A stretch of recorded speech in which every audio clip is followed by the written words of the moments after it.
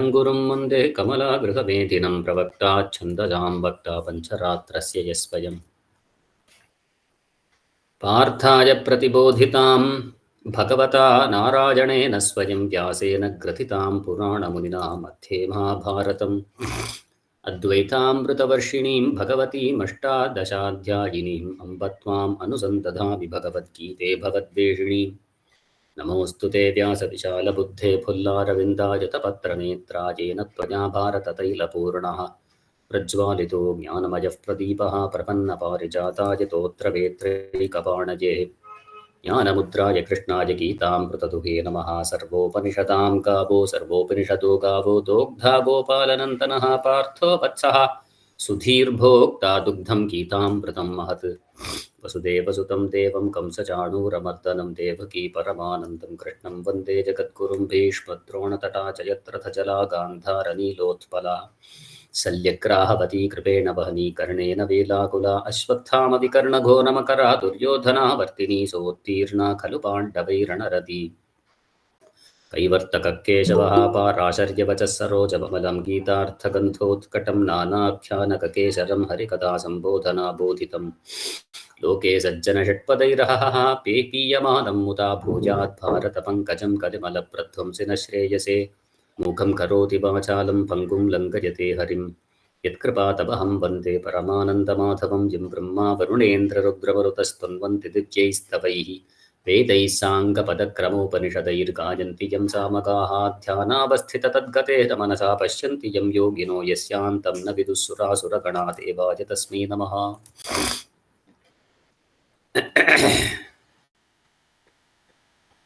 धृतराष्ट्रमुवाच धर्मक्षेत्रे कुरुक्षेत्रे समवेतायुत्सवः मामकाः पाण्डवाश्चैव किमकुर्वत सञ्जय।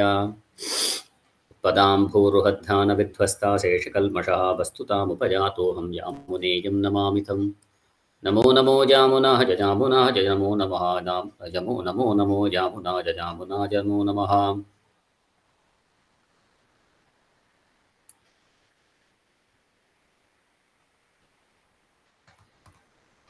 स्वधर्मज्ञानवैराग्यसाध्यभक्तेकगोचरः नारायणः परं ब्रह्म गीताशास्त्रे समीरितः।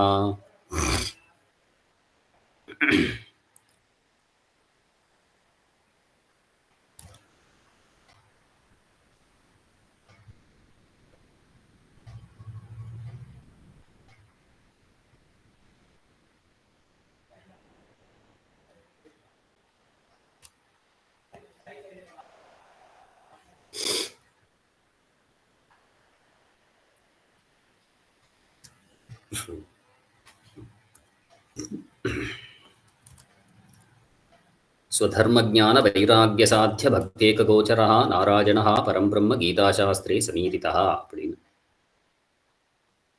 தன்னுடையதான தர்மங்கள் வர்ணாசிரம தர்மங்கள் ஞானம் எம்பெருமானுக்கு வசப்பட்டதான இவன் எம்பெருமானுக்கு அடிகிறான் தன்மையை உடைய இவன் வைராக்கியம் எம்பெருமான இடத்துல ஆசை இருக்கு அப்படின்னா வேறு விஷயாந்தரங்கள்ல ஆசை இல்லைன்னு அர்த்தம். யோரக்தா பரமாத்மனி விரக்தா அபரமாத்மனி. அபரமாத்மனி அப்படின்னா பரமாத்மாவை தவிர வேற இருக்கக்கூடிய விஷயங்கள் எல்லாத்தையும் விரக்தி ஏற்படக்கூடியதான தன்மை. திருநாயமேனி அப்படின்னு நம்ம பார்த்தோம் இல்லையா, எம்பெருமானாருடைய தனியன்மை. யோ நித்யம் அச்சுத பதாம்புஜ யுக்ம ருக்ம வியாமோகதஸ்ததிதராணி திருநாயமேனி. அதுதான் வைராக்கியம். ரமாதயாபாத்திரம் ஞான வைராக்கிய பூஷணம் தான் அந்த ஆச்சாரியனுக்கும் தனியன்மை சுவாமி தேசிகன். இப்போ ஞானமும் வைராக்கியமும் ரெண்டு கண்ணு போல ஒரு ஆச்சாரியனுக்கு ஞானமும் வைராக்கியமும் வேண்டியிருக்கு. அதே தான் நமக்கு சொல்லித்தரா. அதனால தர்ம ஞான வைராக்கிய சாத்திய பக்தேக கோச்சரா. கர்மயோகம் ஞானயோகம் இதனால ஆத்ம சாட்சா்காரம் அதுதான் சாதகம். இது சாத்தியம் அப்படின்னா பரபக்தி. அந்த பக்தியானது தான். இந்த பக்திக்கு ஒருவனுக்கு உன்னுத்துக்கே கோச்சரமானவன்னா அடைய தகுந்தவன். பலத்தை பெற்றுக் கொடுக்கக்கூடியது எது? எம்பெருமானே எது நமக்கு கொடுக்கக்கூடியதுன்னா அவனிடத்துல இருக்கக்கூடியதான பக்தி தான். அதுதான் நமக்கு கொடுக்கும். வேறு எதுவும் அவனை நமக்கு கொடுக்காது. நாராயணா பரம்பிரம்ம. நாராயணா அப்படின்னு சப்தத்தினால இருக்கக்கூடியதான பரதேவதை ஸ்ரீயஸ்பதியான நாராயணன் ஒருவனே பரபிரம்மம் என்று கீதாசாஸ்திரே சமீரிதா. அதனால குழப்பமே இல்லாம அவன்தான் தாரகன், அவன்தான் நியந்தா, அவன்தான் சேஷி, அவன்தான் சிருஷ்டி பண்ணினா, அவன் தான் இன்னைக்கு நம்மளை காப்பாற்றின்னு இருக்கான், ரட்சணமும் அவன் தான் பண்ணுறான். லய பிரளய காலம் ஏற்படும் பொழுது தன்னுடைய பயத்தில் வச்சுக்கிறதும் அவன் தான். அவனிடத்துல தான் போய் எல்லாம் போய் சேரப்போகுது. இந்த மாதிரியான எல்லா விஷயங்களையும் கொண்டு அவனே பரதத்துவம்னு தெரிஞ்சுக்கிறது தான் கீதா சாஸ்திரத்தினுடைய முக்கியமான அர்த்தம். கீதைங்கிறதும் ஒரு ஸ்மிருதி ரூபமாக இருக்குது. நமக்கு வேதம் இல்லை, ஸ்மிருதி ரூபமாக இருந்துருக்கு. முதல் 6 அத்தியாயங்கள், 2வது 6 அத்தியாயங்கள், 3வது 6 அத்தியாயங்கள்னு 3 பிரிச்சிருக்கா. அதில் முதல் 2 அத்தியாயங்கள்னா என்ன இருக்க போகிறது அப்படிங்கிறது ஆளவந்தார் அவருடைய சங்கிரக ஸ்லோகங்களில் சொன்னார். அதை பார்த்தோம்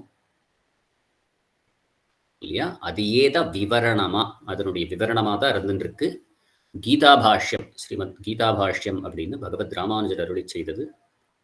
அதற்கே சுவாமி தேசிகன் தாத்பரிய சந்திரிகை அப்படின்னு அழகான விவரணமும் பண்ணினார். அதை கொண்டு அந்த அர்த்தத்தை மட்டும் நம்ம இன்னும் கொஞ்சம் விவரணமாக நம்ம பார்க்கலாம் அப்படிங்கிறத போன வாரத்தில் ஆரம்பித்தோம். போன கிளாஸில் சப்தமோத்தியாயா, அந்த 7வது அத்தியாயம் ஆரம்பிக்கிறதுக்கு முன்னாடி, கீதையில் 6 அத்தியாயம் முடிஞ்சிருது. 7வது அத்தியாயம் ஆரம்பிக்கிறதுக்கு முன்னாடி என்ன பண்ணுறார் அப்படின்னா, இந்த 2வது 6 அத்தியாயத்தில் என்ன சொல்லப்படுறதுங்கிறத சொல்கிறதுக்கு முன்னாடி சமரைஸ்டாக இந்த 6 அத்தியாயங்களில் என்ன பார்த்தோம் அப்படிங்கிறத பகவத் ராமானுஜர் இந்த அத்தியாயத்துக்கு முன்னாடியும் சொல்கிறார். அதே மாதிரி 13வது அத்தியாயத்துக்கு முன்னாடியும் சொல்கிறார். பிரதமேன அத்தியாய ஷட்கேனா அப்படின்னா, முதல்ல இருக்கக்கூடியதான 6 அத்தியாயங்களால பரமப்பிராப்ய பூதஸ்ய பரஸ்ய பிரம்மணஹ நிரவத்யஸ்ய நிகில ஜகதேக காரணஸ்ய சர்வஜ்யஸ்ய சர்வபூதஸ்ய சத்யசங்கல்பஸ்ய மகாவிபூதேஹே ஸ்ரீமதோ நாராயணஸ்ய அப்படின்னா, ஸ்ரீமத் ஸ்ரீயப்பதியான நாராயணன் அப்படிங்கிறதுக்கு இவ்வளவு அர்த்தங்கள் நமக்கு சொல்லிக் கொடுத்துருக்காரு. இவ்வளவு அட்ஜெக்டிவ்ஸ் பரமப்பிராப்ய பூதஸ்ய அப்படின்னு.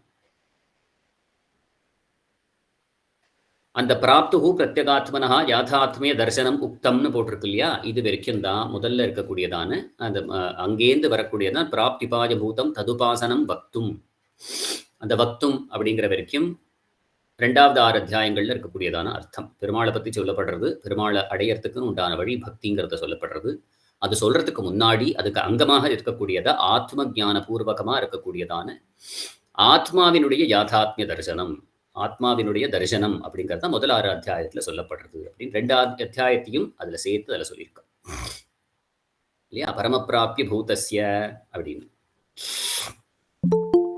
பரமப்பிராப்ய பூதஸ்ய அப்படின்னா உடனே சுவாமி தேசிகர் என்ன சொல்றார் அப்படின்னா, என்ன சொல்லணும் இந்த இடத்துல? பரமப்பிராப்ய பூதன் அப்படின்னா பரிசுத்தமாக இருக்கக்கூடிய ஜீவாத்மாவை காட்டிலும் வேறுபட்டதான விஷயம்னு சொல்லணும் இல்லையா? பரமப்பிராப்யம்னு சொல்லணும்.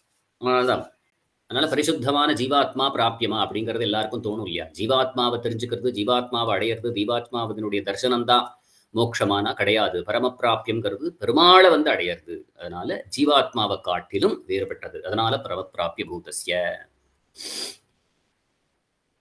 பரஸ்ய பிரம்மணஹா. ஏன் அப்படின்னா, எது பிராப்யம் காரணந்து தியேயா அப்படிங்கிறது நன்னா சொல்லி கொடுத்துருத்து. எது நீ அடையணுமோ அதை நீ தியானிக்கணும். எதனா அடையணுங்கிறது எப்படி தெரிஞ்சுக்கிறது? எதனா அடையணும் அப்படின்னு கேட்டா, இந்த ஜகத்தெல்லாம் எதனால சிருஷ்டிக்கப்படுறதோ அப்படிப்பட்டதான பரபிரம்மத்தை நீ அடைய வேண்டியது. அதனால பரபிரம்மங்கிறது தெரியணும். அப்படிங்கிறதுனால பரஸ்ய பிரம்மணா பரமப்பிராப்தியம்னு சொல்லியாச்சு. அது என்ன அப்படின்னா பரபிரம்மம். பரபிரம்மம் பரபிரம்மத்தை தானே அடையணும்னு சொல்லணும். அதனால தானே அது பரமப்பிராப்தியமா மாறுறது இல்லையா? அடுத்தது நிரவத்தியஸ்ய.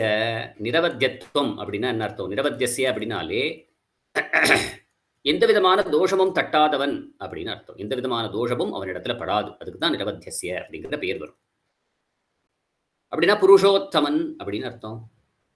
ஏன்னா அச்சித்து சித்து ஈஸ்வரன் 3 தத்துவங்கள் இருக்கு. அச்சித்துங்கிறது தாழ்ந்த தத்துவம், சரீரம் இல்லையா? இந்திரியங்கள், கர்மேந்திரியங்கள், ஞானேந்திரியங்கள் இதெல்லாம் அச்சித் தத்துவத்தில் வருது. சரீரத்தில் நம்ம தான் பார்த்துட்டு இருக்கோமே, கை கால் அப்படின்லாம் பார்த்துட்டு இருக்கோம் இல்லையா? அதெல்லாம் அச்சித் தத்துவம். அதுக்குள்ளே உட்காண்டிருக்கு ஜீவாத்மா, அதுக்குள்ளேயே உட்காண்டிருக்கு அந்தராத்மாவான பெருமாள். அச்சித்துக்கு என்ன தோஷம் சொல்றா அப்படின்னு கேட்டா, மாறிண்டே இருக்கும் இல்லையா? சின்ன குழந்தையா இருந்தது, அப்புறம் பெருசாச்சு, அப்புறம் கிழந்தட்டும் பொழுது உடம்புல எல்லாம் சுருக்கம் விழுறது, அதுக்கப்புறம் மறிஞ்சு போயிடுறது. அதுக்கு மேலே இருக்க முடியாததால். ஏன்னா மாறுபாட்டை உடையது, ஸ்வரூபத்தினால மாறுபாட்டை உடையது அச்சித். அந்த தோஷம் பெருமாள் இடத்துல உண்டா? கிடையாது. அதனால அவன் பெரியவன். ஸ்வபாவத்தினால மாறுபாடு உண்டு. ஆத்மாங்கிறதுக்கு ஸ்வரூபத்தினால மாறுபாடு கிடையாது. என்னைக்குமே ஞானானந்த மயம்தான். அது அணுவாதான் இருக்க போறது. ஆனா ஸ்வபாவம் இந்த சரீரத்தினுடைய சேர்க்கையினால என்ன ஆகுது அப்படின்னு கேட்டா, அதுக்கு ஞானம் சுருங்கியும் விரிஞ்சும் இருக்கு. இந்த சமயத்துல பத்தாத்மாவா இருக்கும் பொழுது ஞானம் சுருங்கி இருக்கு. திருப்பி முக்தி தசையில அதுக்கு ஞானம் விரிஞ்சிருக்கும். அந்த விதமான சுபாவத்துல மாறுபாடு இருக்கா அப்படின்னா சுபாவத்திலயும் மாறுபாடு கிடையாது. அதனால அவன் புருஷோத்தமன் அப்படிங்கறத சொல்றார். இல்லையா? ஏன் அவன் புருஷோத்தமன் அப்படின்னா அச்சித்து அதுல ஸ்வரூபத்திலேயே விகாரங்கள் ஏற்படுறது அதுவும் அவனுக்கு கிடையாது. சித்து அச்சித்த காட்டிலும் உயர்ந்தது ஆத்மா. ஆனா ஆத்மாவுக்கும் சுபாவத்துல மாறுபாடு இருந்துட்டு இருக்கு. இது ரெண்டுமே அவன் இடத்துல கிடையாது. அதனால அவனுக்கு பேர் என்ன அப்படின்னு கேட்டா புருஷோத்தமன் அப்படின்னு. அப்படின்னா என்ன அர்த்தம்னா புருஷோத்தமன்னா ஒரு தோஷமும் தட்டாதவன். நிரவத்தியஸ்ய அப்படின்னு மூணாவது அட்ஜெக்ட். நிகில ஜெகதேக காரணஸ்ய.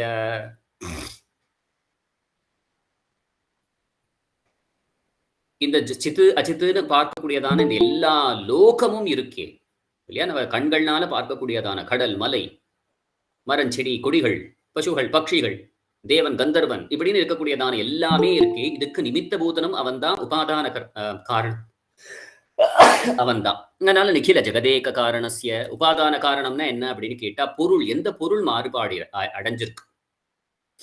எப்பயுமே ஒரு எக்ஸாம்பிள் சொல்றது என்ன அப்படின்னு கேட்டா ஒரு மண் பானையா மாறுறது. அந்த மண் பானையா மாறுறது அப்படின்னு கேட்டா மண்ணு தான் உபாதான காரணம். அந்த குயவன்கிறது தான் நிமித்த காரணம். ஏன் அப்படின்னா ஏதாவது ஒரு பாட்டர் இருந்தா தானே அந்த மண்ணை பானையா மாற்ற முடியும். மண் தானாவே பானையா மாறிடுவான்? மாறாது. யாரோ ஒருத்தர் மாத்தணும், மண் பானையா மாறணும். அதுக்கு பக்கத்துல நம்ம ஜலம்லாம் சேர்த்துக்க வேண்டியிருக்கு. அதுக்கு சககாரி காரணம்னு பேர். அப்போ உபாதான காரணம் மண், நிமித்த காரணம் பண்ணக்கூடியதான பாட்டர் குயவன், சககாரி காரணம்னு பக்கத்திலேயே ஜலம்லாம் நம்ம சேர்த்துட்டோம், தீர்த்தம் சேர்த்துட்டோம்னா அதையும் சேர்த்து கொடுத்து வாட்டர், அதெல்லாம் வந்து சககாரி காரணம். இந்த ரெண்டு காரணம் இருக்கு. அதுல உபாதான காரணம் நிமித்த காரணம்ங்கிறது ரொம்ப முக்கியம். இந்த ஜகத்துக்கு சித்து அச்சித்து எல்லாம் சேர்ந்து இருக்கக்கூடியதான இந்த பிரபஞ்சம்னு ஒண்ணு பார்த்துட்டு இருக்கோமே, இதுக்கு யார் உபாதான காரணம், யார் நிமித்த காரணம் அப்படின்னா ரெண்டுமே பரபிரம்மம் அப்படின்னு சொல்லப்படுறதுனால உடனே என்ன சொல்றோம்? நிகில ஜெகதேக காரணஸ்ய அப்படின்னு. அடுத்தது சர்வஜ்ஞஸ்ய அப்படின்னு. சர்வஜ்ஞஸ்யனா எல்லாத்தையும் அறிந்தவன்,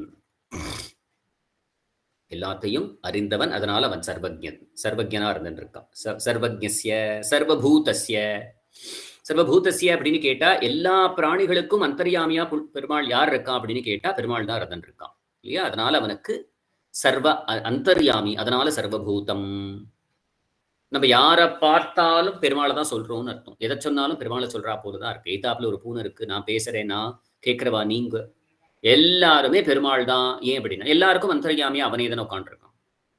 நமக்கு தான் வேறுபாடுகள் இருக்கணுமே தவிர என்னுடைய சரீரம் வேற, உங்களுடைய சரீரம் வேற, என்னுடைய ஆத்மா வேற, உங்களுடைய ஆத்மா வேற, அந்த பூனையினுடைய ஆத்மா வேற, நாய்க்குட்டியினுடைய ஆத்மா வேற. ஆனா அதுக்கு எல்லாத்துக்கும் அந்தர்யாமியாக இருக்கக்கூடியவன் ஒருத்தன் தான். அப்போ பெருமாள் தான் எல்லாருக்கும் ஷரீதி, அவனுக்கு சரீரமா தான் நம்ம இருந்துட்டு இருக்கோம். அப்ப சர்வபூதஸ்ய, அப்ப எல்லா ரூபமாவும் இருக்கிறது யார் அப்படின்னு கேட்டா பெருமாள் தான். சர்வபூதஸ்ய சத்தியசங்கல்பஸ்ய அப்படின்னு.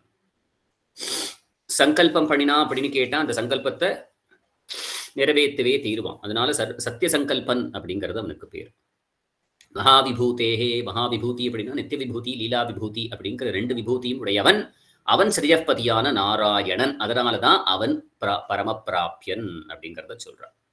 பரத்வாத்து நிரவத்தியத்வாத்து பிதத்வாத்து ஹித வேதனாத்து அந்தராத்மதையா தோஷ பிரதிக்ஷேப க்ஷமத்வதா போக லீலார்த்த நிசீம விபூதி துவயோகதா ஸ்ரீமத்வாத் அபி உபாசியோயம் பிராப்யோ நாரா. ஏன் அவன் அடையத்தக்கவன் அப்படிங்கிறதுக்கு சொல்லணுமா?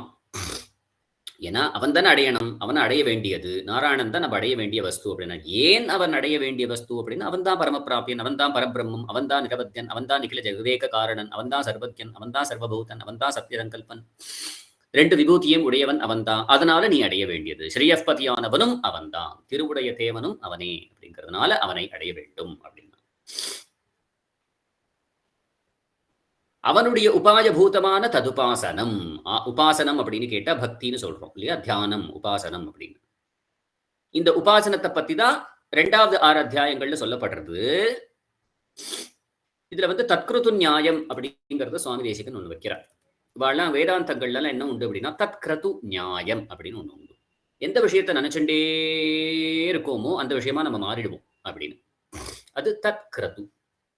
எந்த விஷயத்தை நினைச்சுட்டே இருக்கோமோ அது போல நம்மளும் மாறிடுவோம்.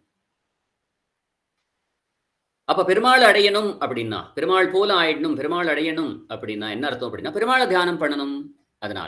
அதனால பரமாத்மா உபாசனம் பண்ணணும். பரமாத்மாவை அடையணும் அப்படின்னு கேட்டா பரமாத்மாவை தான் உபாசனம் பண்ணணுமே ஒழிய ஜீவாத்மாவை உபாசனம் பண்ண முடியாது அப்படிங்கிறது வரணும். அதுக்கு தத்கிருத்து நியாயத்து வழியா அவனை அடையணுங்கிறது தான் பிராபியம்னு தெரிஞ்சு போயிடுது அப்படின்னு கேட்டா அவனை உபாசனம் பண்றதுதான் அந்த பிராப்திக்கு உபாயம் அப்படிங்கிறது தத்கிருத்து நியாயத்தினால அது சித்திக்கப்படுறது அப்படின்னு வேதாந்தங்கள்ல சொல்றது. ஜீவாத்மா உபாசனம் பண்ணினா பரமாத்மாவை எப்படி அடைய முடியும்? இந்திரன் உபாசனம் பண்ணினா பெருமாள் எப்படி அடைய முடியும்? இப்ப வேறு தேவத்தை உபாசனம் பண்ண முடியாது, பரமாத்மாவான எம்பெருமானை தான் உபாசனம் பண்ண முடியும். அச்சித்தையும் உபாசனம் பண்ண முடியாது. சித்தாக இருந்து கொண்டு ஜீவாத்மா உபாசனம் பண்ண முடியாது.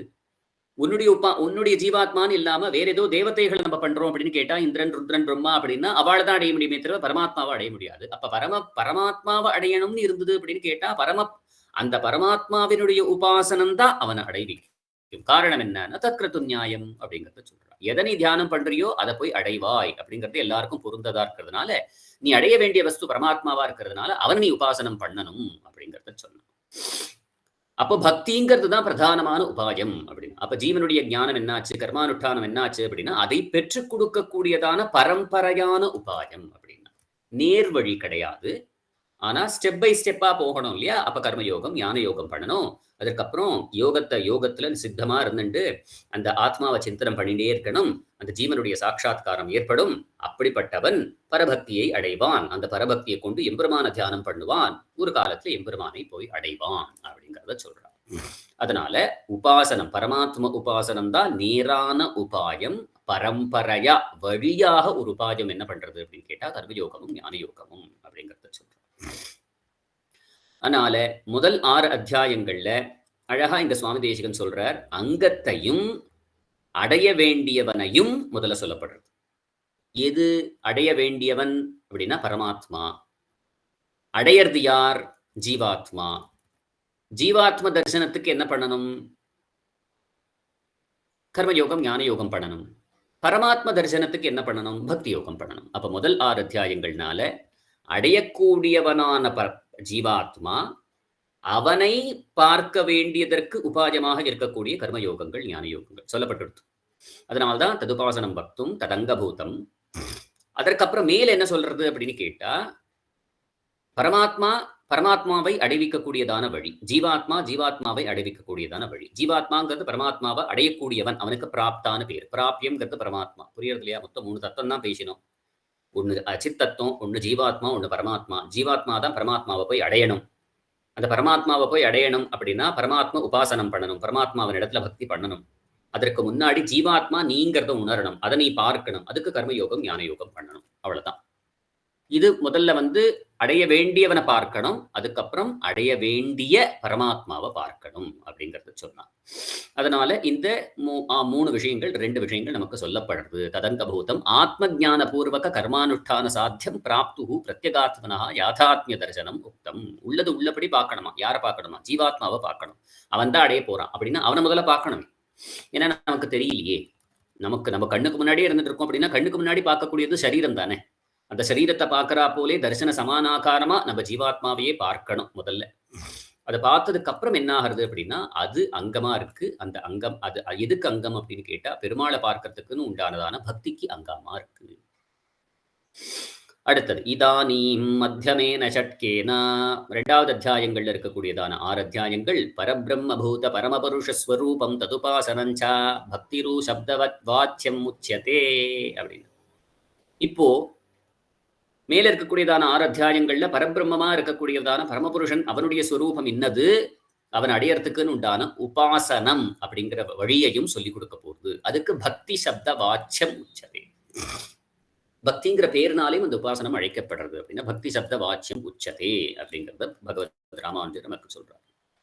இதேதான் பெருமாளும் தன்னுடைய 18வது அத்தியாயங்கள்ல சொல்ல போறானா, எத பிரவர்த்தி பூதானாம் ஏன சர்வம் இதம் ததம் ஸ்வகர்மணா தம் அபியர்ச்ச சித்திம் விந்ததி மாணவஹா. இந்த மாணவர்களான இருக்கக்கூடிய மனுஷர்கள் என்ன பண்ண போறா அப்படின்னா என்ன அவ அர்ச்சனம் பண்ண போறா. எப்படிப்பட்ட எண்ணெய் அப்படின்னா எதனால இந்த லோகம் எல்லாம் வியாபிக்கப்பட்டிருக்கும், யார் இந்த லோகத்துல இருக்கக்கூடிய எல்லா விஷயங்களுடைய பிரவர்த்திக்கும் காரணமா இருந்துருக்கானோ அப்படிப்பட்ட எண்ணெய் அர்ச்சனம் பண்ணணும், கர்மயோகம் பண்ணணும். கர்மயோகம் பண்ணினாள் அப்படின்னா அவளுக்கு வேண்டியதான சித்தி பலனை அடைவார்கள் அப்படின்னு ஆரம்பிச்சு விமுச்ச நிர்மமஹா சாந்தோ பிரம்மபூயாய கல்பத்தேன்னு ஒரு 6 ஸ்லோகங்கள்ல சொல்லிட்டே வரார். அவன் எப்படி பண்ணணும்னு கர்மயோகத்தெல்லாம் சொல்லி அவன் பண்ணிட்டான் அப்படின்னு கேட்டா ஒரு காலகட்டத்துல அவன் ஆத்மாவை நன்னா தியானம் பண்ண ஆரம்பிக்க போறான். அவன் ஆரம்பிக்க ஆரம்பிக்க அவன் அப்படி பண்ணா அப்படின்னு கேட்டா, எல்லா விதமான ராகங்கள்லேருந்தும் அவன் விடுபட்டுடுவான். விமுச்சிய நிர்மம அகங்கார மமகாரங்களை விட்டொழிந்துருவான். சாந்தா சாந்தா அப்படின்னா அமைதி அவன் மனசுல வந்துருமா. எத விதமான கிளேசங்களோ இல்ல மன சஞ்சரவுகளோ ஏற்படவே ஏற்படாது. நம்ம வாழ்க்கையில அதுதானே கஷ்டமா இருக்கு. அமைதிங்கிறது எங்க போய் தேடுறதுன்னு தெரியலையே. ஆனா இப்படிப்பட்டவனுக்கு அமைதி வந்துருமா. கர்மயோகம், ஞான யோகம் பண்ணிட்டே வந்தவன். இல்ல கர்மயோகத்த பண்ணிட்டே வந்தான் அப்படின்னு கேட்டா, அவன் சாந்தாவா ஆயிடுவானா. பிரம்ம பூஜாய கல்பத்தே. இந்த இடத்துல பிரம்மாங்கிற சப்தம் வந்து ஜீவாத்மாவை குறிக்கிறது. பிரம்ம பூஜாய கல்பத்தே அப்படின்னா பரமாத்மாவை பார்க்க ஆரம்பிச்சிருவான்.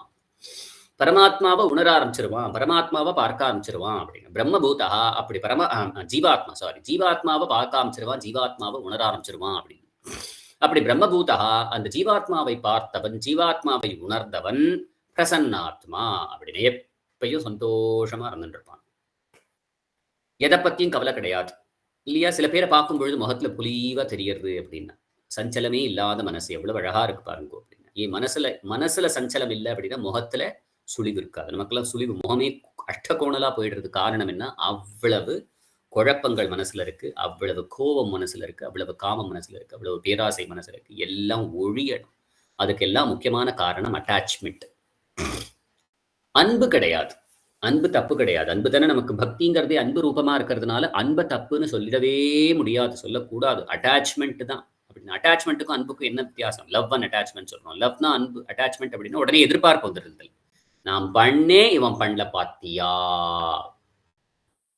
ஏன் நம்ம ஏதோ ஒரு இதுக்கு போகிறோம், ஒரு கோவிலுக்கு போகிறோம். கோவிலுக்கு போகும் பொழுது முதல் தீர்த்தம் யாருன்னு சண்டை போடலாமோ? போடக்கூடாது இல்லையா? நன்னா இல்லையே. அடியன்னு சொல்லும் பொழுது கடைசியில நின்னுண்டு அதை காமிக்கும் பொழுது அவ இவ்வளவு பாகவதாள் ஸ்வீகாரம் பண்ணிட்டு என் கைக்கு வந்திருக்குன்னு நினைச்சு சந்தோஷப்படுவியா? எனக்கு முதல்ல கொடுக்கணும்னு நினைப்பியா? மாலை போட்டியா? இல்லையா? எதிர்பார்ப்பு. அப்ப அங்க அன்பு இல்லையே. கோவிலுக்கு நிறைய பண்றோம், ஆனா என்னை கவனிக்கிறாளாங்கிற மனசு அங்க போயிடுறது இல்லையா. அப்ப கோவிலுக்கு பண்றோங்கிறது நல்லது. ஒரு கைங்கரியம் பண்றோங்கிறது, கைங்கரியம் பண்ணினே அதனால என்ன மரியாதையோடு நடத்திக்கணும் அப்படின்னு நம்ம நினைச்சிட்டோம் அப்படின்னு கேட்டா அந்த இடத்துல நமக்கு மிஸ் பண்ணிட்டோம். எங்க போனாலும் அது நடக்கிறது இல்லையா. கல்யாணத்துக்கு போறோம், அந்த குழந்தை இப்ப 2 பேருக்கும் கல்யாணம் ஆகிறது, நன்னா இருக்கணும்னு ஆசீர்வாதத்தை பண்றதுக்காக போறோம். என்ன அவ கவனிக்கவே இல்லை, வான்னு கூட சொல்லவே இல்லை. ஏன்? அது அப்படி இருக்கிறதுனால என்ன ஆயிடுதுன்னா நம்ம மனசுல வந்து பெயின் வந்துடுறது. அதுக்கப்புறம் அங்கேருந்து வெளியில வர முடியல, மனசுலேருந்து அதை எடுக்க முடியல அப்படின்னா அதனாலேயே பல பல சச்சரவுகள், சண்டைகள். ஏன்? அதெல்லாம் வேண்டாம். இப்ப அப்படி இருக்க மாட்டான். பிரம்மபூதா பிரசன்ன ஆத்மா. ஒன்றும் அவனை அசைக்க முடியாது. யார் என்ன சொன்னாலும் அதுக்காக கவலைப்பட மாட்டான். எது உண்மையோ எது நல்லதோ அதே தான் பண்ணிட்டு இருப்பான். யாராவது வெசானா அதுக்கும் சிரிப்பு தான், யாராவது கொண்டாடினாலும் அதுக்கும் சிரிப்பு தான். சிரிச்சுன்னு தான் இருப்பானே தவிர அதனால புகழ் பண்றது, புகழ் ரொம்ப புகழ்ந்து பேசிட்டோங்கிறதுனால மேல ஏறி உட்காந்துக்க போறது இல்லை. யாரோ ரொம்ப திட்டாங்கிறதுனால கீழே இறங்கி உட்காந்துக்க இல்லை. உண்மை நிலை என்னன்னு புரியுறவனுக்கு. ஏன்னா ஆத்மா இடத்துல இன்னைக்குமே தோஷம் கிடையாது. இந்த ஆத்மா சரீரத்தோட சேர்றதுனால தான் இந்த ஜென்மாக்கள்லாம் ஏற்படுது. இந்த ஜென்மாவில் இருக்கக்கூடியதுல ஏதோ ஒன்று நம்ம திட்டினா அப்படின்னா மேக்சிமம் என்ன போறது? யார் திட்டுறாளோ அவள்கிட்ட நம்மகிட்டேருந்து இருக்கக்கூடிய பாப்பங்களை அவ வாங்கிக்கிறான் தான் அர்த்தமே தவிர அதனால நம்ம ஒன்றும் குறைஞ்சு போயிட போறது இல்லை. நான் சோச்சதி நான் காங்ஷதி. கஷ்டமும் படக்க மாட்டான், துக்கமும் படமாட்டான், வருத்தமும் படமாட்டான். சர்வேஷு பூதேஷு. எல்லா ஆத்மாக்களையும் ஒன்னா பார்க்க ஆரம்பிச்சிருவான். ஒன்னா பார்க்க ஆரம்பிச்சிருவான்னா என்ன? மரம், செடி, கொடிகள், கடல், மலை இல்லையா, பெரிய பணக்காரன், ஏழை இல்லையா, உயர்ந்த ஸ்தானத்தில் இருக்கக்கூடியவன், தாழ்ந்த ஸ்தானத்தில் இருக்கக்கூடியவன், அறிவுள்ளவன், அறிவில்லாதவன், எப்படி வேணா இருக்கட்டும் இல்லையா. குலத்தினால உயர்ந்தவன், வித்தியினால உயர்ந்தவன், ஸ்தானத்தினால உயர்ந்தவன், இதெல்லாம் தாழ்ந்தவன், இதற்கு மேல மனுஷனே கிடையாது, தேவன், வருணன், இந்திரன், எப்படி பார்த்தாலும் எல்லாம் ஜீவாத்மான்னு கண்ணில் பட ஆரம்பிச்சிடும் அவனுக்கு. இந்த வேறுபாடுகள்லாம் கர்மாவினுடைய சம்பந்தத்தினால இந்த ஜென்மா ஏற்பட்டதுனால இப்படி ஏற்பட்டிருக்கே ஒழிய, ஒரு கோடீஸ்வரன் பார்த்தாலும் அவனுக்குள்ள ஜீவாத்மா தான் இருக்கு. ஒரு ஏழையா ஒரு ஆட்டோக்காரனை பார்த்தாலும் அவனுக்குள்ள ஜீவாத்மா தான் இருக்கு. அப்படின்னு வாலாட்டிண்டு குழஞ்சென்று இருக்கக்கூடிய ஒரு நாய்க்குட்டியை பார்த்தாலும் அதுவும் ஜீவாத்மா தான் இருக்கு உள்ளுக்குள்ள. ஏதோ அதனுடைய கர்மா இன்னைக்கு நாயா இருக்கு. ஒருத்தனுடைய கர்மா ஆட்டோக்காரனா இருந்துருக்கான், இன்னொருத்தனுடைய கர்மா கோடீஸ்வரனா இருந்துருக்கான், இன்னொருத்தனுடைய கர்மா ஒரே அழகா பிறந்திருக்கு, இன்னொருத்தனுடைய கர்மா கருப்பா அசிங்கமா பிறந்திருக்கு. அதெல்லாம் கர்ம வினைக்கு பயத்துக்கு ஏத்தாப்புல இருக்கே தவிர உள்ளுக்குள்ள யார் இருக்கா அப்படின்னு கேட்டா அவனுக்கு வந்து ஜீவாத்மா தான் தெரிகிறது. அந்த ஜீவாத்மா தெரியறதுங்கிறதுனால ஏதோ பெரியவா வந்தாலும் உடனே காலில் விழுந்து நம்மளையே கொடுத்துருவோம் அப்படின்னு. நம்ம விழக்கூடியவன் ஒருத்தன் தான், பரம்பொருள் மட்டும்தான். வேற யார் காலையும் விழக்கூடாது. பாகவதர்கள்ல விழணும், பெரியவாளை பார்த்து விழணும். அதுவும் பகவானுடைய சம்பந்தம் இருக்கிறதுனால வா. நான்கிற எண்ணம் இருக்கக்கூடியவா யார் காலி விழணுங்கிற அவசியம் கிடையவே கிடையாது. ஏன்னா அவனும் ஜீவாத்மா, நானும் ஜீவாத்மா. என்னுடைய கர்மா நான் லட்சம் வச்சுன்னு இருக்கேன், அவனுடைய கர்மா அவன் கோடி வச்சுன்னு இருக்கான். வச்சுக்கிட்டோம். அதனால என்ன ஆயிடப்போகுது? அவனும் வசதி கிடையாது. யாருக்கும் நம்ம செலச்சவாளும் கிடையாது, வசதியும் கிடையாது. சம சர்வேஷு பூதேஷு அப்படின்னு. இன்னொரு சமஹா அப்படின்னா என்ன அர்த்தம் அப்படின்னு கேட்டா, இவாளுக்கெல்லாம் ஒத்துமை என்ன இருக்கு அப்படின்னா, யாரும் சரீரத்தினால வரக்கூடியதான பேதங்கள் கிடையாது, எல்லாம் ஆத்மாதான். அப்படி பாட்டாலும் ஆத்மாதான். பரமாத்மாங்கிறது வேற. அப்ப உடனே பண்றான் அப்படின்னா, ஃபோக்கஸ் எல்லாத்தையும் எடுத்துட்டு பரமாத்மாவின் இடத்துல போறான். என்ன ஆஃப்டர் ஆல் இவாள்லாம் ஜீவாத்மாக்கள் தானே. நமக்குன்னு உயர்ந்ததான கதிங்கிறது என்ன அப்படின்னா பரமாத்மா இருக்கே. அதனால அப்படிப்பட்டவன் மத்பக்திம் லபதே பராம், என்னிடத்துல பக்தி பண்றான். யோ நித்யம் அச்சுத பதாம்புஜ யுக்ம ருக்ம வியாமோகதா ததிதராணின்னு சொன்னோமே, அதுதான் சமசர்வேஷு பூதேஷு. வேறு எந்த விஷயங்கள் எல்லாத்தையும் சமமா பார்க்கறான். சமமா பார்த்து பரமாத்மாங்கிற தத்துவத்தை பார்க்கும்பொழுது இது எல்லாமே தாழ்ந்த தத்துவம் தான் அப்படின்னு சொல்லிட்டு பரமாத்மாவை பார்க்கணும்னு முடிவு பண்ணிடுறான். எல்லார பார்த்தும் அவளை பத்தி அவளுக்கு பெருசா ஒன்றும் தெரியல. அதனால்தான் மற்ற தேவதைகளை பார்க்கிறவாளை கூட சமமா பார்த்துன்னு இருக்கா. வாழ் இது ஒரு தேவதை காரணமா அவளுடைய கர்மா அவ்வளவு புண்ணியங்கள் பண்ணியிருக்கான். அதனால பிரம்மாவனுடைய பட்டத்துல இருக்கா. அதனால பிரம்மா மேல ஆசைப்படணுமா, இல்லை இந்திரன் அந்த சொர்க்கம் போகணும்னு ஆசைப்படணுமா? வேண்டாம், எனக்கு என்ன வேணும்? பெருமாளை போய் நான் அடையணும். ஆனால் மத்பக்திம் லபரே பராம் அப்படின்னு ஆத்மாவை தரிசனம் பண்றதுக்கு காரணம் என்ன அப்படின்னா, அந்த பக்திங்கிறது அப்பதான் வருமா. உண்மையான பரபக்தின்னு ஏற்படணுமே, அது பண்றதுக்கு அப்படிதான் வரும். இது சம்க்ஷிப்ய வக்ஷதே. சம்க்ஷிப்ய வக்ஷதே அப்படின்னு கேட்டா சமரைஸ்டா பெருமாள் தானே சொன்னான். 18வது அத்தியாயத்துல தான் சொன்ன விஷயங்கள் எல்லாத்தையும் சமரைஸ் பண்ணி சொல்லணும்னு ஆசைப்பட்டு, அர்ஜுனா நீ கர்மயோகம் தான் பண்ணணும்னு அவரை மூட்டணுங்கிறதுனாலையும், கர்மயோகம் தான் உனக்கு இந்த அதிகாரி. நீ ஞான யோகத்துக்கு இமீடியட்டா அதிகாரி ஆக போறதில்லை. உன்னால இமீடியட்டா ஜீவாத்மாவை தரிசனம் பண்ணிட முடியாது. நீ ஜீவாத்மாவை தரிசனம் பண்ணல அப்படின்னா பக்தி யோகத்துக்கு அதிகாரி ஆக போறதில்ல. பக்தி யோகம் படினால் ஒழிய பெருமாளை அடைய முடிய போறதில்ல. அதுதான் உண்மையான உபாயம். அதனால நீ முதல்ல தெரிஞ்சுக்கோ, சரீரம் வேறு ஜீவாத்மா வேறு. உனக்கு நீ அதிகாரியா இருக்கிறது ஒரு கர்மாவை பண்ணணும், ஒரு யுத்தம் பண்ணணும் அப்படின்னா க்ஷத்ரியனுக்கு அதுதான் தர்மம். அதனால நீ பண்ணு அப்படின்னு சொல்லணும். அதனால எல்லாத்தையும் சொல்லி கடைசியில நீ அதுக்கு ஸ்டார்டிங் பாயிண்ட் எல்லாருக்கும் என்ன அப்படின்னு கேட்டா தம் அபியர்ச்சிய அப்படின்னு. அபியர்ச்சிய அப்படின்னா பெருமாளுடைய ஆராதன ரூபமா நீ பண்ணக்கூடிய ஸ்வதர்மம் அதெல்லாம் நீ பண்ணிட்டே வரணும். அதுதான் கர்மயோகம். கர்ம யோகமா மாறிடாது. எந்த கர்ம யோகமா மாறும் அப்படின்னு கேட்டா, எதிர்பார்ப்பு இல்லாம, நான் பண்றேங்கிற எண்ணம் இல்லாம, இந்த கர்மா என்னுடையதுங்கிற எண்ணம் இல்லாம, இந்த கர்மாவினுடைய பலன் ஏற்பட்டாலும் ஏற்படலனாலும் அதுக்கு எனக்கும் சம்பந்தம் இல்லைங்கிற எண்ணத்தோட பண்றதுக்கு காரணம் என்ன அப்படின்னா, பரமபுருஷனான எம்பெருமானுடைய பிரீத்தி காரணமாக நான் ஏன் பண்ணணும் அப்படின்னா, எனக்கு ஒரு ஜென்மா கிடைச்சிருக்கு, நான் சாஸ்திரத்துக்கு வசப்பட்டவன், அதனால சாஸ்திரத்துலன்னு சொல்லக்கூடியதான எல்லா விஷயங்களையும் நாம் பண்ணணும். சாஸ்திரத்துல என்ன சொல்லியிருக்கு அப்படின்னா, நித்திய கர்மா, நைமித்திக கர்மா, காமிய கர்மான்னு மூன்று ரூபமா கர்மங்களை கொடுத்துருக்கு. அதுல ஃபார்ச்சுனேட்டா நமக்கு என்ன அப்படின்னா, காமிய கர்மாவை பண்ணினாலும் கர்ம யோகத்துல சேர்ந்து. காமிய கர்மானா ஒரு விஷயத்தை ஆசைப்பட்டு, நித்திய கர்மானா எப்படி புரிஞ்சுக்கிறது? நித்தியம்னா பண்ணியே ஆகணும், பண்ணலை அப்படின்னா பாப்பம், பண்ணினா புண்ணியம் கிடைக்க போறது இல்லை. சந்தியாவந்தனம் இல்லை ஸ்திரீகளாக இருக்கானா அந்த ஆற்றுல இருக்கிறவாளுக்கெல்லாம் நல்லா கவனிச்சுண்டு அவளுக்கு ஏதாவது சாப்பாடு கொடுக்கறது இல்லையா? இப்போ நம்ம ஹோட்டல் எல்லாரும் சாப்பிட்டு இருக்கோம், அந்த மாதிரி இல்லை. ஆற்றுல ஏதாவது பெருமாளுக்கு நித்தியமாக பெருமாளுக்கு தளிகை சமர்ப்பிச்சு அதனால் அங்கே இருக்கக்கூடியவாளுடைய பயத்தை ரொப்பறது எவ்வளோ பெரிய கைங்கரியம். இங்கே இருக்கிறவா எல்லாரும் அப்படிப்பட்ட கைங்கரியம் பண்ணிகிட்டே இருக்கேள். அது ஒன்றும் பண்ணாமல் இல்லையே, நிச்சயமாக கிச்சனை தவிர வேறு என்ன பார்த்துருக்கேள் நீங்கள்லாம் இல்லையா? ஆனால் அதை பார்க்கும் பொழுது இது நாம் பண்ணேங்கிற எண்ணம் இல்லாமல் எம்பெருமானுடைய சந்தோஷார்த்தமாக மட்டும் பண்ணிட்டோம் அப்படின்னா அது கர்ம யோகமாக மாறிடுறது. ரொம்ப சுலபமாக இருக்கு. பண்ணுறதுல எதுவுமே மாற்ற வேண்டாம். காலங்காத்தால் எழுந்துக்கிறத மாற்ற வேண்டாம், காய் கட் பண்ணுறதை மாற்ற வேண்டாம், கிச்சனில் போய் தளிகை சமர்ப்பிக்கிறத மாற்ற வேண்டாம், குழந்தைக்கு டிஃபன் பாக்ஸ் கட்டுறதை மாற்ற வேண்டாம், எதுவுமே மாற்றலை. ஆனால் பண்ணும் பொழுது நான் பண்ணேன் அப்படிங்கிற எண்ணம் இல்லாமல் எம்பெருமான் இதனால் சந்தோஷப்பட போறான் அப்படின்னு நினைச்சுட்டு பண்ணிட்டோம் அப்படின்னா உடனே இது கர்மயோகமாக மாறிடுறது. எவ்வளவு சுலபமாக இருக்கு. அது நித்தியம்னா சந்தியாவந்தனமோ அல்லது நம்ம தளிகை சமர்ப்பிக்கிறதோ இந்த மாதிரி பண்ணக்கூடிய காரியத்துக்கு நித்தியம்னு பேர். அவ அந்தந்த தர்மங்கள் அவ பண்ணிதான் ஆகணும். அடுத்தது நைமித்திக்கம். ஒரு காரணமா, ஒரு நிமித்தமா, ஒரு காரணமா பண்ணக்கூடிய கர்மாக்கள். சிராத்தம் அப்படின்னு இருக்கிறதுலாம் இல்லையா? சிராத்தம் ஏன் அப்படின்னா அன்னைக்கு திதி வருது, பெரியோர்களுடைய திதி வருது, அதனால நம்ம ஒரு விஷயத்த பண்றோம். அதுக்கு நிமித்த காரணம். ஒரு காரணம் உண்டு, அந்த காரணத்தை அடியுற்றி நம்ம ஒரு கர்மா பண்றோம். நைமித்திக காரணம். சிராத்தங்கிறது நைமித்திக கர்மா. இல்லையா?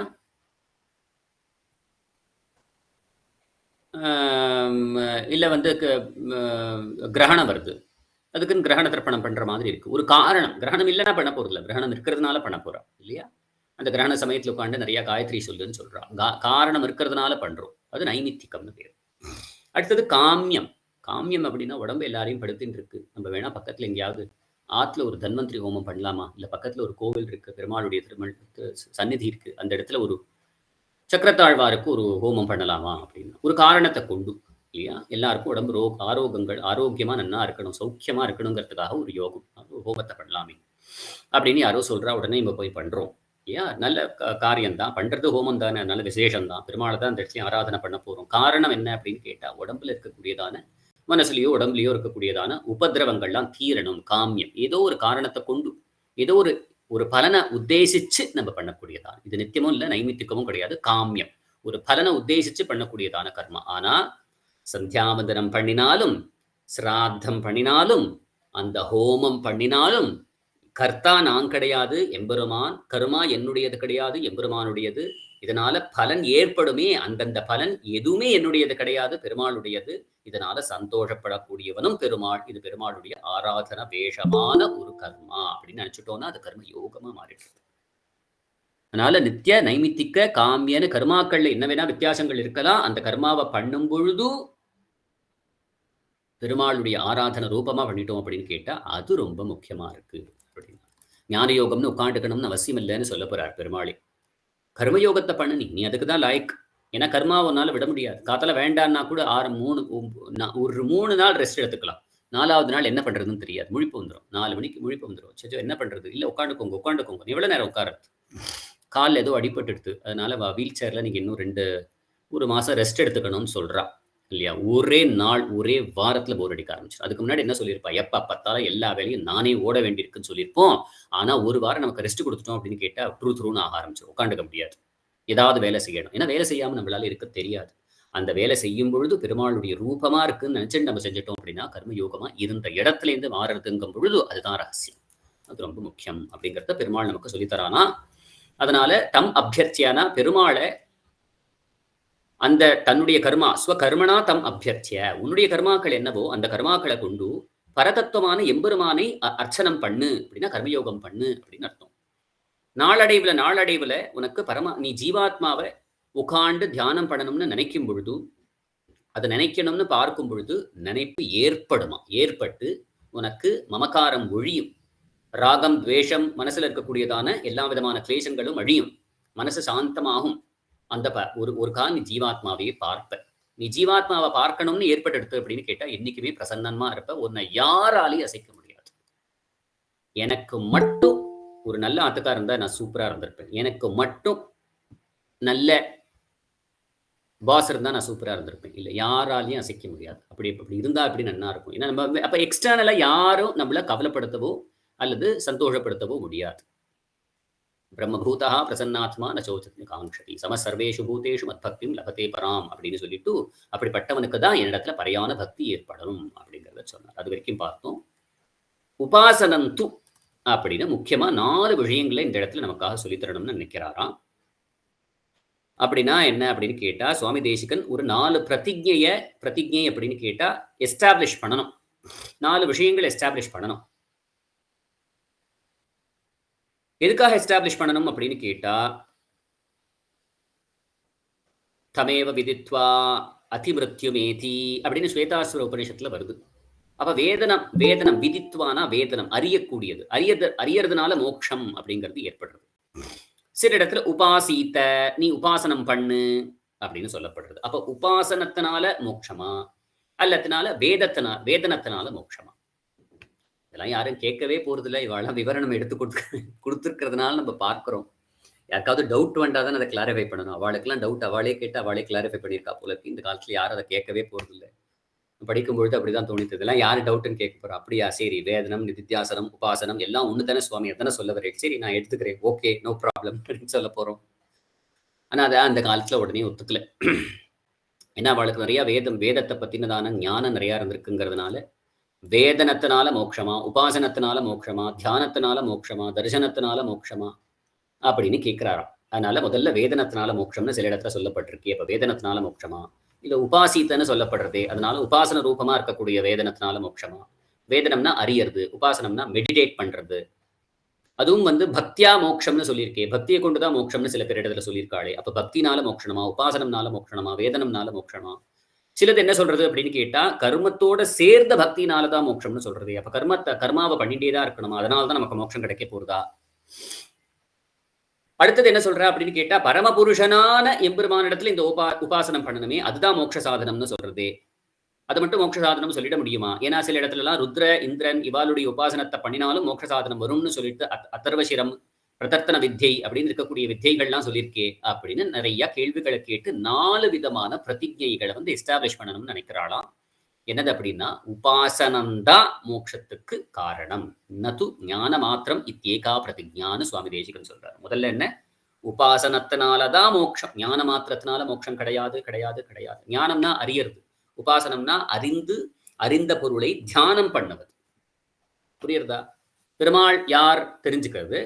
பெருமாள் தெரிஞ்சுட்டு அவனையே கண்களை மூடி தியானம் பண்றதுங்கிறது உபாசனம். அதனால உபாசனமேவ நது ஞான மாத்திரம் இத்யேகா பிரதிஜா. முதல் பிரதிஜை என்ன அப்படின்னா, உபாசனத்தினாலதான் மோட்சம், ஞான மாத்திரத்தினால மோட்சம் கிடையாது. ரெண்டாவது என்ன அப்படின்னா, தத்ராபி பக்தி ரூபாபன்னமேவ ந உபாசன மாத்திரம் இது த்விதீயா. அப்படி பண்ணக்கூடியதான உபாசனமும் கூட பக்தி ரூபாபன்னமா இருக்கணும். பக்தியோட உபாசனம் பண்ணணும். ஒரு விஷயத்தை நான் தியானம் பண்றேன், அதுக்கும் ஆனா எனக்கும் தொடர்பே இல்லாத மாதிரி இல்லாம, பக்தியோட பெருமாளேங்கிற கண்கள்ல ஜலத்தோட பெருமாளை தியானம் பண்றோம். பக்தினா உணர்வோடன்னு அர்த்தம் இல்லையா? அதனால வெறும உபாசனம் இன்டெலெக்சுவலா மட்டும் உபாசனம் பண்ணா கிடையாது. உணர்வோட, உணர்வோட அந்த அன்புங்கிற உணர்வோட எம்பெருமான தியானம் பண்ணும் பொழுது அப்படிப்பட்ட தியானத்தினாலதான் மோட்சம். உபாசனத்துல மட்டும் வந்துடாது. பக்தி ரூபாபன்னமேவ ந உபாசன மாத்திரம். வெறும் உபாசனம் பண்றதுனால மட்டும் ஏற்படாது. பக்தி ரூபமாக இருக்கக்கூடிய உபாசனத்தினாலதான் மோட்சம். அது ரெண்டாவது. ஏவம் வித உபாசனமேவ நது கர்ம சமுச்சிதம் இதி திருத்தீயா. இப்படிப்பட்டதான உபாசனத்தினால மட்டும்தான் மோட்சம். அதுக்கு கர்மங்கள்லாம் துணை புரிய வேண்டாம். மோட்சங்கிறது கர்மத்தோட சேர்ந்த பண்ணக்கூடியதான் அந்த பக்தி யோகம் தான் அவசியம் கிடையாது. பக்தி உபாசனத்தினால மட்டும்தான் மோட்சம். கர்ம சமுச்சிதம்னா கர்மாவோட சேர்ந்ததுன்னு அர்த்தம் கிடையாது. பக்தினாலதான் மோட்சம், உபாசனத்தினாலதான் மோட்சம் அப்படிங்கறத எஸ்டாப்ளிஷ் பண்ணது திருத்தீயா. தச்ச பர விஷயமேவேதி சதுர்த்தி. அதுவும் பரமாத்ம விஷயமான உபாசனமா இருக்கணும். பக்தி ரூபாபன்னமான உபாசனமா இருக்கணும்.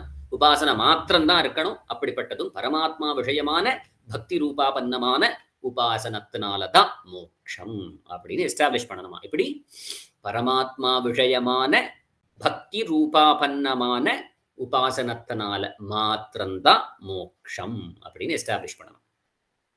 உபாசனம்னா தியானம், அப்படியே ஒரு விஷயத்தையே நினைக்கிறது. பக்தி அப்படின்னா உணர்வோட நினைக்கிறது, அன்போட நினைக்கிறது. அன்போட எதை நினைச்சண்டே இருக்கிறது அப்படின்னா பரமாத்மாவை நினைச்சண்டே இருக்கிறது. இதனாலதான் மோட்சம் ஏற்பட போகுது அப்படின்னு சொல்லணுமா இப்போ. அதனால அதை எஸ்டாப்ளிஷ் பண்றதுக்கு சில பிரமாணங்களை நமக்கு எடுத்து காட்டுறார் பகவத் ராமானுஜர். உபாசனந்து பக்தி ரூபாபன்னமேவா பரமப்பிராப்யம் உபாயபூதம் இது வேதாந்த வாக்கிய சித்தம். வேதாந்த வாக்கியங்கள்னால எனக்கு என்ன சித்தமாறுது அப்படின்னு கேட்டா, பக்தி ரூபமாக இருக்கக்கூடிய உபாசனத்தினாலதான் பரமப்பிராப்தி, பரமபுருஷங்கிற உபாயம் நமக்கு அர்த்தம். உபாசனந்து பக்தி ரூபாபன்னமேவ. பக்தி ரூபமாக இருக்கக்கூடிய உபாசனம் தான் பரமப்பிராப்திக்கு உபாயமாக இருக்க முடியும் அப்படிங்கிறத வேதாந்த வாக்கியங்கள்லாம் நமக்கு சித்தமா சொல்லித்தரது. Established. These are all established.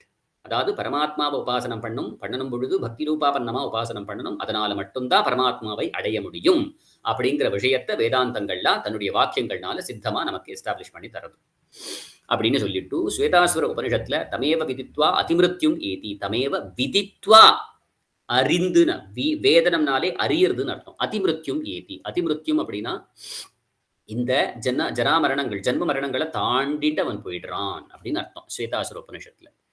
அடுத்தது புருஷ சுக்தம்ல என்ன சொல்றதுன்னா, தமேவம் வித்வான் அமிர்த இக பவதி அப்படின்னு புருஷ சுக்தம் சொல்றது.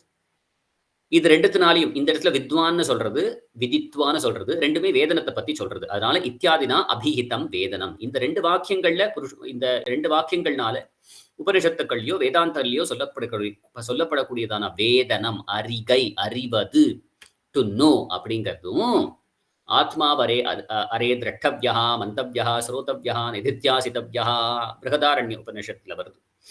ஆத்மா நமேவ லோகம் உபாசீத, அதே பிருகதாரண்ய உபநிஷத்துல வேற இடத்துல சொல்லப்படுறது இல்லையா? அப்ப இந்த இடத்துல என்ன இருக்கு? ஆத்மா அரே திரஷ்டவ்யா மந்தவ்யா ஸ்ரோதவ்யா நிதித்தியாசித்தவ்யா. திரஷ்டவ்யா நீ பார்க்கணும், நிதித்தியாசித்தவ்யா தியானம் பண்ணணும் அப்படின்னு சொல்லிருக்கு. அப்ப தியானங்கிற வார்த்தை நிதித்தியாசித்தவ்யாங்கிறதுனால வருது. உபாசீத அப்படின்னு சொல்லிட்டு உபாசனங்கிற வார்த்தையும் அங்க வருது இல்லையா?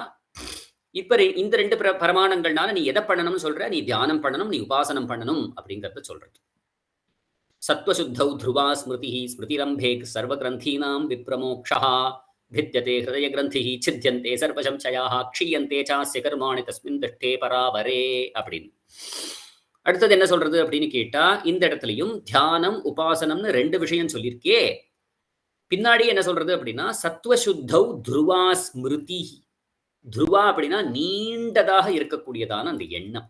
தைலதாராவத்துன்னு சொல்றோம் இல்லையா? பெருமாளை நினைச்சண்டே இருக்கணும். எப்படி நினைச்சண்டே இருக்கணும் அப்படின்னா, நினைச்சண்டே இருக்கணும், நினைச்சண்டே இருக்கணும், நினைச்சண்டே இருக்கணும். தைலதாராவத்து நினைச்சிட்டு இருக்கணும். அவிஸ்மிருதி, அவிச்சின்ன ஸ்மிருதி சந்தான ரூபம். தைலதாராவத்து அவிச்சின்ன ஸ்மிருதி சந்தான ரூபத்துக்கு தான் உபாசனம்னு சொல்ற வழக்கம். என்ன அர்த்தம் அதுக்கு? அவிச்சின்ன, இடைவெளி இல்லாத. தைலதாராவத்து, ஒரு எண்ணெய் ஒழுகித்துனா எப்படி இருக்குமோ அந்த எண்ணெய்க்கு நடுவுல வந்து ஒழுகலே இருக்காது இல்லையா, நடுவுல கேப்பே இருக்காது இல்லையா? தைலதாராவத்து எண்ணெய் போல அவிச்சின்ன, ஒரு கேப்பே இல்லாம அவிச்சின்ன ஸ்மிருதி சந்தான. ஸ்மிருதிங்கிறது எண்ணம், சந்தானங்கிறது வந்து லைனேஜ் அப்படின்னா கம்மி. அப்படியாவது ஒரு செகண்ட் என்றது கிடையாது, அடுத்த க்ஷணமும் எண்ணிண்டே இருக்கணும், திருப்பியும் எண்ணிண்டே இருக்கணும், திருப்பியும் எண்ணிண்டே இருக்கணும் இல்லையா? இந்த மாதிரி கண்டினியூஸா என்றதுக்கு ஸ்மிருதி சந்தான ரூபம்னு கேள்வி. அது அதுதான் துருவா ஸ்மிருதி அப்படின்னு இந்த வேத வாக்கியத்துல சொல்லப்படுது. சத்வசுத்தவ் அப்படின்னா மனசுல சத்துவம் ஏற்பட்டதுனாதான் அப்படிப்பட்டதான துருவா ஸ்மிருதி ஏற்படும். அப்படிப்பட்டதான நித்தியமா பெருமாள் அப்படியே சிந்தனம் பண்ணக்கூடியதான தன்மை ஏற்படும். ஸ்மிருதி லம்பே சர்வ கிரந்தீனாம் விப்ரமோக்ஷா. அப்படி ஒருவன் நடந்துட்டான் அப்படின்னு கேட்டா, நமக்குன்னு சொல்லிட்டு இந்த நமக்கு கர்மாவினால் நமக்கு ஏற்பட்டதான இந்த பாண்டேஜ் இருக்கே, அதெல்லாம் விடுபட்டுடுவோம். அப்படி சர்வ கிரந்தீனாம் விப்ரமோக்ஷா, எல்லா விதமான பாண்டேஜ்லேருந்தும் அவனுக்கு மோட்சம் கிடைச்சிரும் அப்படின்னா என்ன? கர்மாக்கள் அவனிடத்திலேருந்து விட்டுபட்டு போயிடும். கர்மா அப்படின்னா புண்ணியம் பாப்பம்னு அர்த்தம். அந்த புண்ணிய பாப்பம்ங்கிறது இருக்கிறதுனால தான் நமக்கு இந்த ஜென்மா கிடைச்சிருக்கு. இந்த ஜென்மா எடுத்துட்டு நம்ம வந்து என்ன பண்ணிடுறோம்? திருப்பி புண்ணியம் பாப்பம் பண்றோம். அதனால வேற ஜென்மா கிடைக்க போகுது. மனுஷனா இருக்கலாம், மாடா இருக்கலாம், பசுவா இருக்கலாம், புலியா இருக்கலாம், மரமா இருக்கலாம், எதுவும் நமக்கு தெரியாது. அது ஏன் ஏற்படுறது அப்படின்னா உன்னுடைய புண்ணிய பாப்பத்தினால ஏற்படுறது. அந்த புண்ணிய பாப்பம் கழியணும். கழிஞ்சாதான் நீ வந்து வெளியில போக முடியும். ஆனா கழியாது. அதை கழிக்கிறதுக்குன்னு ஒரு ஜென்மாவை எடுப்ப, அந்த ஜென்மால நீ வந்து கழிக்கிறத தவிர சேர்த்துக்கிறதா நிறைய பண்ற நீ. ஏன் அப்படின்னா ஒரு சமயம் தப்பு பண்ணிட்டோம் அப்படின்னு கேட்டா கழியறது இல்லை. எல்லாம் இன்னும் தான் நமக்கு ஒரு செகண்ட் வெசுறோம், 4 பேரை தப்பா பேசுறோம், இன்னும் பாப்பம் சேர்த்துக்கிறோம், இன்னும் பாப்பம் சேர்த்துக்கிறோம் இல்லையா?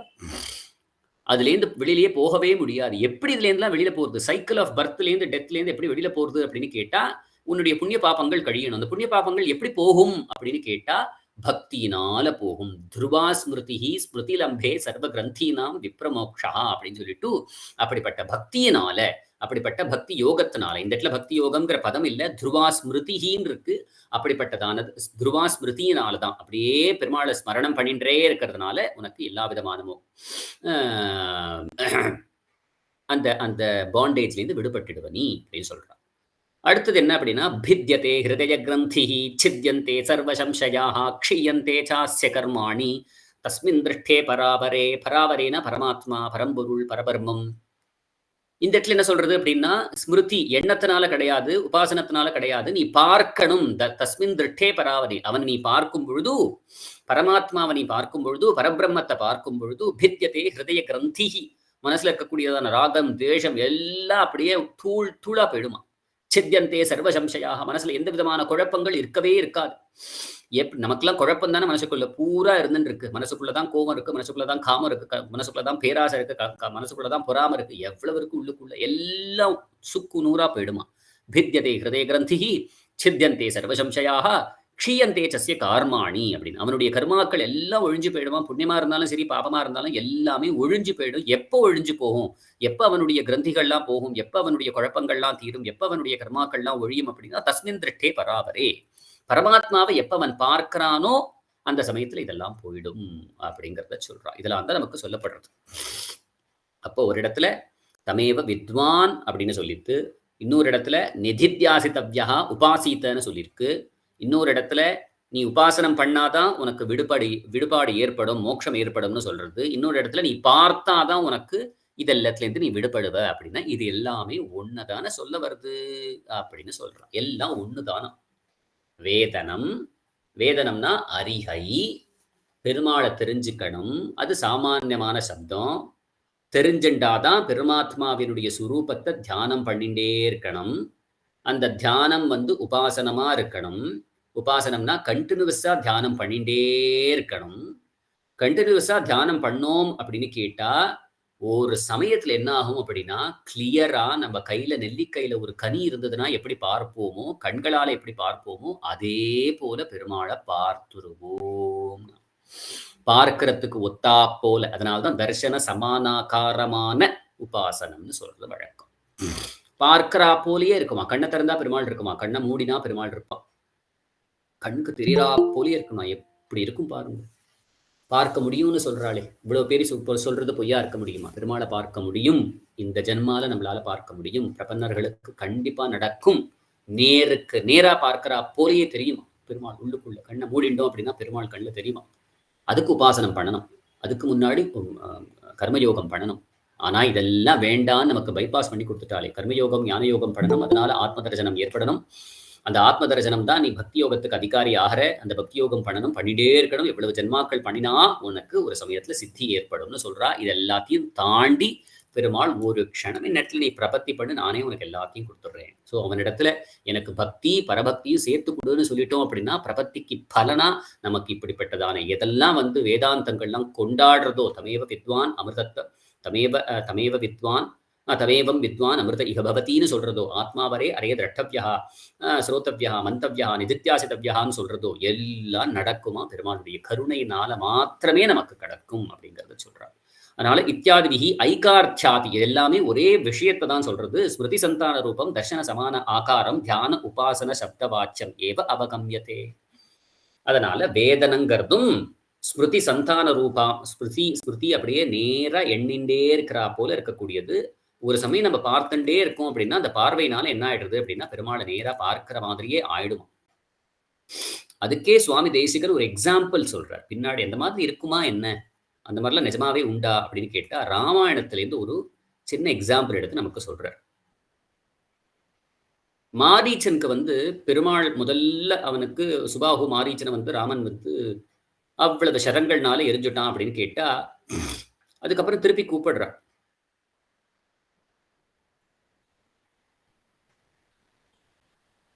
ராவணன் கூப்பிட்டு இந்த மாதிரி தன்னுடைய பிளானை சொல்லும் பொழுது, விரக்ஷே விரக்ஷேச்ச பஷ்யாமி சீர கிருஷ்ணா ஜினாம்பரம் கிரகீத தனுஷம் ராமம் பாசஹஸ்தம் இவாந்தியகம் அப்படின்னு. எல்லா மரங்கள்லையும் நான் பார்த்துட்டே இருக்கேன்.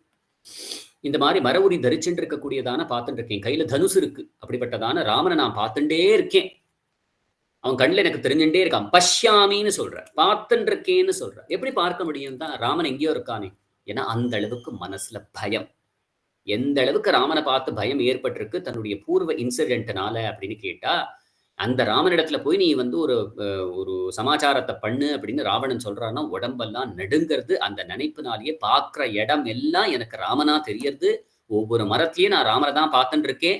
மரவுரி தரிச்சுட்டு இருக்கான். அழகா தன்னுடைய கைகள்ல வில்லும் அம்பும் வச்சுட்டு இருக்கான். அவன் எல்லாத்தையும் சம்ஹாரம் பண்ண போறான். அப்படிப்பட்டதான ராமனை நான் பார்க்கிறேன்னு சொன்னான். எப்படி பார்க்க முடியும்? ஏன்னா பயங்கர எண்ணம் அந்த அளவுக்கு தீவிரமா மனசுல இருக்கிறதுனால பார்க்கிறா போலயே தெரியுது அப்படின்னு. நம்ம கூட படங்கள்ல எல்லாம் பார்ப்போம் இல்லையா? ஹீரோ ஹீரோயின்ஸ் இருக்கா அப்படின்னா ஒரே நினைச்சுட்டே இருக்கா அப்படின்னா அவ வர மாதிரியே தெரிஞ்சுட்டே இருக்குமா. அதை கூட சுவாமி தேசிகன் தன்னுடைய விஷயங்கள்லயே சொல்ற. என்ன அப்படின்னா, பயம் இருக்கிறதுனாலயோ இல்ல அன்பு இருக்கிறதுனாலயோ, ஒரு சிருங்கார ரசம் இருந்தாலும் அவளை பார்க்கிறா போலயே தானே இருக்கும் இல்லையா? அந்த மாதிரி இருக்கிற சமயத்துல நீ பார்க்கல, ஆனா அவளுடைய எண்ணங்கள் இருந்துட்டே இருக்கிறதுனால பார்க்கிறா போல இருக்கு. கிட்டத்தட்ட பார்த்துட்ட இல்ல பார்க்கிறா போலயே தான் இருக்கு சொல்றோம் இல்லையா? பார்க்கிறா போல இருக்கு, கொஞ்ச நேரத்துல நிஜமாவே பார்த்துருவோம். அப்ப அதுதான் தர்சன சமான ஆகாரம். பார்க்கிறா போலவே இருக்கு, பார்த்துருவோம். இவ்வளவுதான் வித்தியாசம். பார்த்துருவோங்கிறது பெருமாள் தனியே காமிச்சிருவான். பார்க்கிறா போலவே இருக்குன்னா, அந்த அளவுக்கு பெருமாளை நினைச்சுட்டே இருக்கோம். எந்த அளவுக்கு அப்படின்னா, நேரா பார்க்கிறா போலயே நம்ம பார்த்துட்டு இருக்கோம் அப்படிங்கிறத சொல்றா. அதுக்கு தான் எக்ஸாம்பிள் நமக்கு கொடுத்தா. சுவாமி தேசிகன் அதனால இது ரெண்டும் வேற கிடையாது. பெருமாளை அறிந்து அவனை உபாசனம் பண்ணி தரிசன சமானாகாரமா அவனை உபாசனம் பண்ணா அவன் கண்ணுக்கு தெரியறா போலேயே நம்ம பார்த்துருவோம். அப்படின்னா அப்ப வேதனம், உபாசனம், தியானம், திருஷ்டி, திரஷ்டவியான்னு சொல்லக்கூடியதான அந்த அவனை பார்க்கறது எல்லாம் ஒண்ணுதான் அப்படிங்கிறது நமக்கு போடுற ஒவ்வொன்றும் விசேஷமா அடுத்தடுத்து போயிட்டு இருக்கே ஒழிய எல்லாம் ஒண்ணுதான். இதற்கு மேல இன்னும் கடைசியில ஒன்னே ஒன்று எஸ்டாப்ளிஷ் பண்ணணுமா, பக்தியா இருக்கணும் அது அப்படின்னு. புனச்ச நாஜமாத்மா பிரவச்சனேன லப்யா ந மேதையா ந பகுனாசுருத்தேனா யமைவேஷ விருணுதே தேன லப்யா தஸ்யேஷ ஆத்மா விவருணுதே தனும் ஸ்வாம் அப்படின்னு சொல்லிட்டு சொல்லப்படுறது. நாஜமாத்மா பிரவச்சனேன லப்யா. இப்பதான் வந்து இதனாலதான் தெரிஞ்சுக்கணும்னு சொல்லிட்டு வேற ஒரு இடத்துல உபனிஷத்துக்கள் என்ன சொல்றது அப்படின்னு கேட்ட, ந அயம் ஆத்மா பிரவச்சனேன லப்யா. அவனை பத்தி நீ நிறைய பிரவச்சனங்கள்லாம் கேட்டுட்டு வர, பகுனா ஸ்ருதேன நிறைய நீ கேட்டுட்டே வர, ந மேதையா உன்னுடைய இன்டெலெக்ட்னால கிடைக்க போறது இல்லை, அவனை நினைச்சுட்டே இருக்கிறதுனால கிடைக்க போறது இல்லை, நிறைய அவனை பத்தி விஷயங்களை நீ கேட்க போறதுனால கிடைக்க போறது இல்லை. யமை வேஷ விருணுதே, யார் யார் பெருமாள் பரமாத்மா யாரை வரிக்கணும்னு நினைக்கிறானோ தேன லப்யா அப்படின்னு அவனாலதான் பார்க்க முடியும். நீ அவனை பத்தி கேட்டுட்டே இருக்கிறதுனால அவனை பார்க்க முடியாது, நீ அவனை பத்தி நினைச்சுட்டே இருக்கிறதுனால அவனை பார்க்க முடியாது, அவனை பத்தி நீ தெரிஞ்சுட்டே இருக்கிறதுனால அவனை பார்க்க முடியாது. நாஜமாத்மா பிரவச்சனேன லப்யா ந மேதையா ந பகுனா ஸ்ருதேனா யமை வைஷ விருணுதே தேன லப்யா தஸ்ய ஏஷ ஆத்மா விவருணுதே தனும் ஸ்வாம். யார் பெருமாளாலே யார் வரிக்கப்பட்டானோ அவனாலதான் அந்த பெருமாளை பார்க்க முடியும். அவனுக்கு தன்னுடையதான திவ்யா ஆத்மாவையும் ஆத்மஸ்வரூபத்தையும் தன்னுடைய திவ்ய மங்கள விக்கிரகத்தையும் அவன் காட்டி கொடுப்பான். காட்டவே கண்ட பாத கமலம் அப்படின்னு தான் வந்தது. காட்டவே கண்ட பாத கமலம் நல்லாடை உந்தி அப்படின்னு அவன் காமிச்சா, ஆழ்வார் பார்த்தார், பாடினதுக்கு போக்கு விடா நமக்கு பிரபந்தம் கிடைச்சது. அப்ப பெருமாளாலே வரிக்கப்பட்டு பெருமாள் தன்னை காமிக்கணும்னு நினைச்சு காமிப்பா, அவளால தான் பார்க்க முடியும். அப்ப மற்ற விஷயங்கள்லாம் என்னது, இவ்வளவு உபனிஷத்துக்கள்லாம் நீ இதை பண்ணு அதை பண்ணலாம் சொல்லியிருக்கே, அப்ப எதுவுமே கிடையாதா? பெருமாள் தானே காமிக்கணும்னு யார் நினைக்கிறாளோ அவளுக்கு மட்டும் தான் பெருமாளை காமிக்க போறானா அப்படின்னு கேட்டா, யாருக்கு காமிப்பான் அப்படின்னு கேட்டா, பக்தனுக்கு தான் தன்னை காமிக்கணும்னு ஆசைப்படுவான். இது விசேஷனாது பரேண ஆத்மனா வரணீயதா ஹேதுபூதம் ஸ்மரியமான வரணீயதா ஹேதுபூதம். பெருமாள் யார தனக்கு காட்டணும்னு நினைப்பான், தன்னிடத்துல பக்தியா இருக்கிறவனுக்கு காட்டணும்னு நினைப்பான்.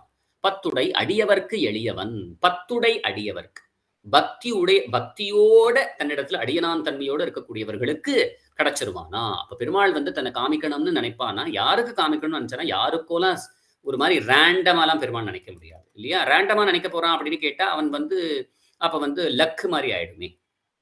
இவாளுக்கு கிடைக்கலாம், 10 பேர் இருக்கா, அதுல 2 பேருக்கு கிடைக்கலாம், யாருக்கு கிடைக்கும் தெரியவே தெரியாது. நீ ஒண்ணுமே பண்ண வேண்டாம்னு ஆயிடுமே. அப்படி கிடையாது. நீ பக்தி பண்ணா பெருமாள் கிடைச்சிருவோம்.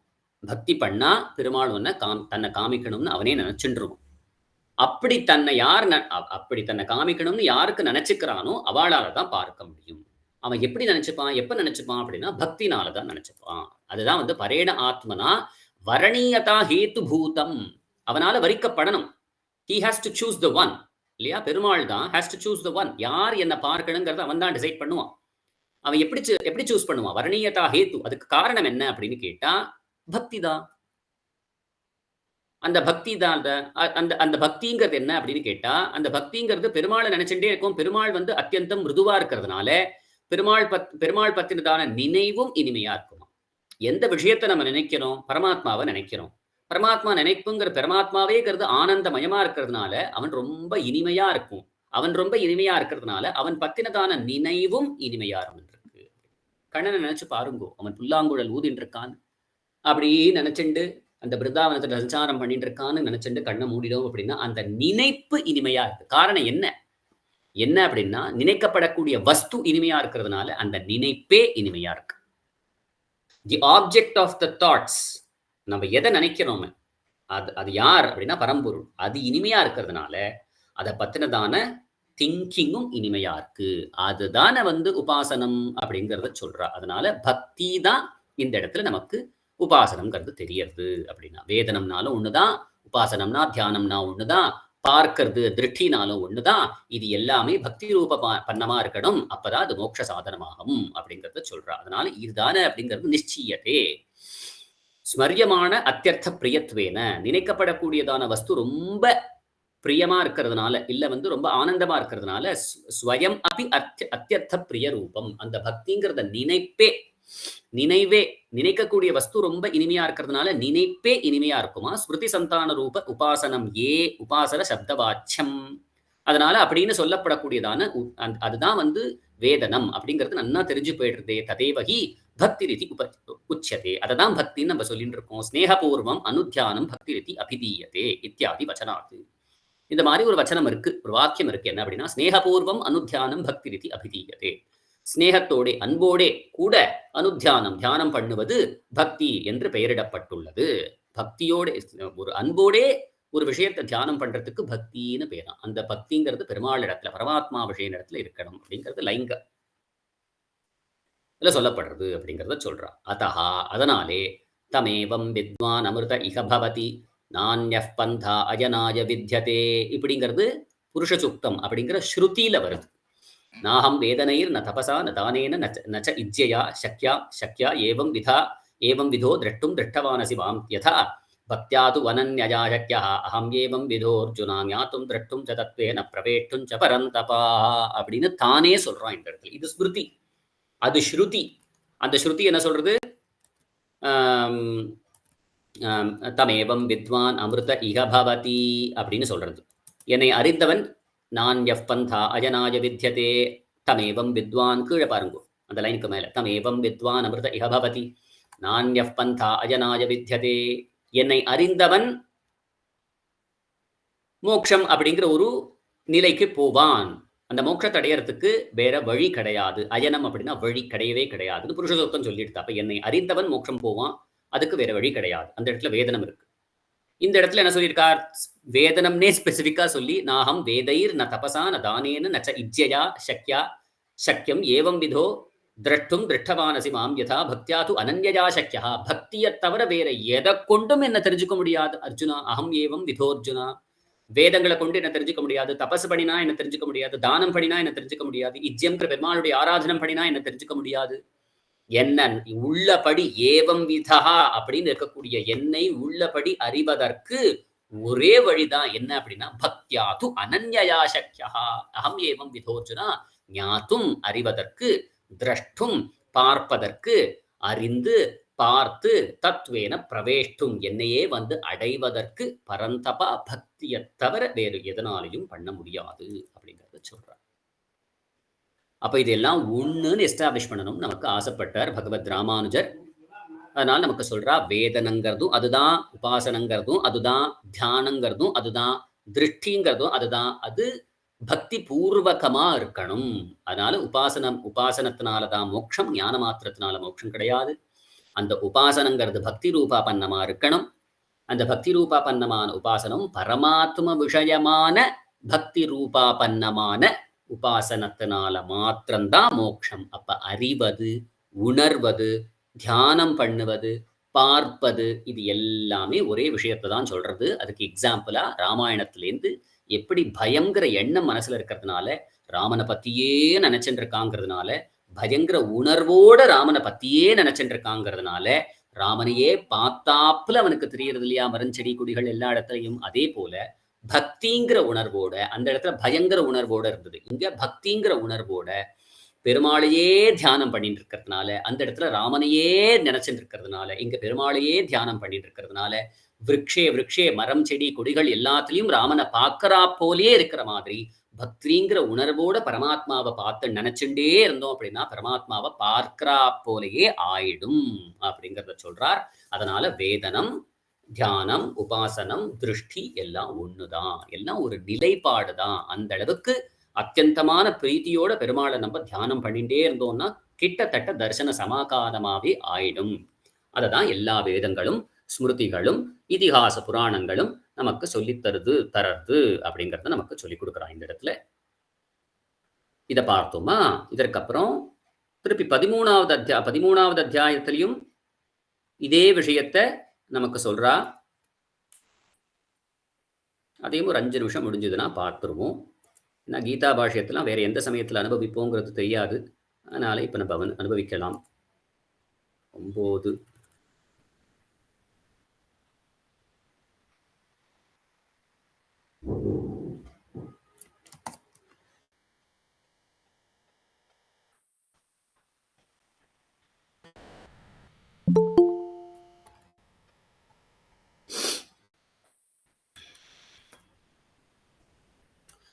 இப்ப 13வது அத்தியாயம். 13வது அத்தியாயம் ஆரம்பிக்கிறதுக்கு முன்னாடி இதே விஷயம் கீதார்த்த சங்கிரகத்துக்கும் இதுக்கும் என்ன சம்பந்தம் சுவாமின்னு கேட்காதீங்கோ. கீதார்த்த சங்கிரகத்துல சொல்லப்பட்ட விஷயங்களை அப்படியே அந்த 3 அத்தியாயங்களுக்குன்னு 3 ஸ்லோகங்கள் இருக்கே அதை அப்படியே இந்த இடத்துல சொல்லியிருக்காராம்.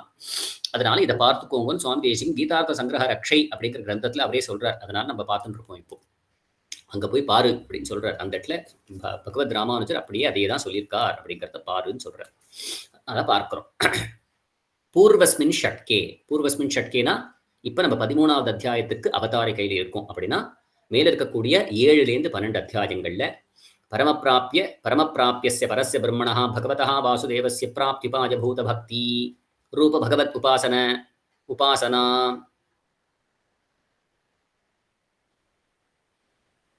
முதல் 6 ஷட்கங்கள்னால முதல் 6 அத்தியாயங்கள்னால பரமப்பிராப்பியஸ்ய அடைய வேண்டிய பொருள், பரஸ்ய பிரம்மணஹா பரபிரம்மம், பகவதா பகவான் சொல்லக்கூடியதானவன் யார் அப்படின்னா வாசுதேவன், வசுதேவ புத்திரனா அவதாரம் பண்ணினவன், பிராப்திபாய பூதம் அவனை அடைவதற்கு வழியாக சொல்லப்பட்ட பக்தி ரூபம், பக்தி ரூபாபன்னமான உபாசனம்ங்கிறது ஸ்மிருதிங்கிறது அர்த்தம், எண்ணங்கிறது அர்த்தம். அது பக்தி ரூபாபன்னமா இருக்கணும். அதனால பக்தி ரூப பகவதுபாசன இதுதான் நமக்கு மோட்சம்.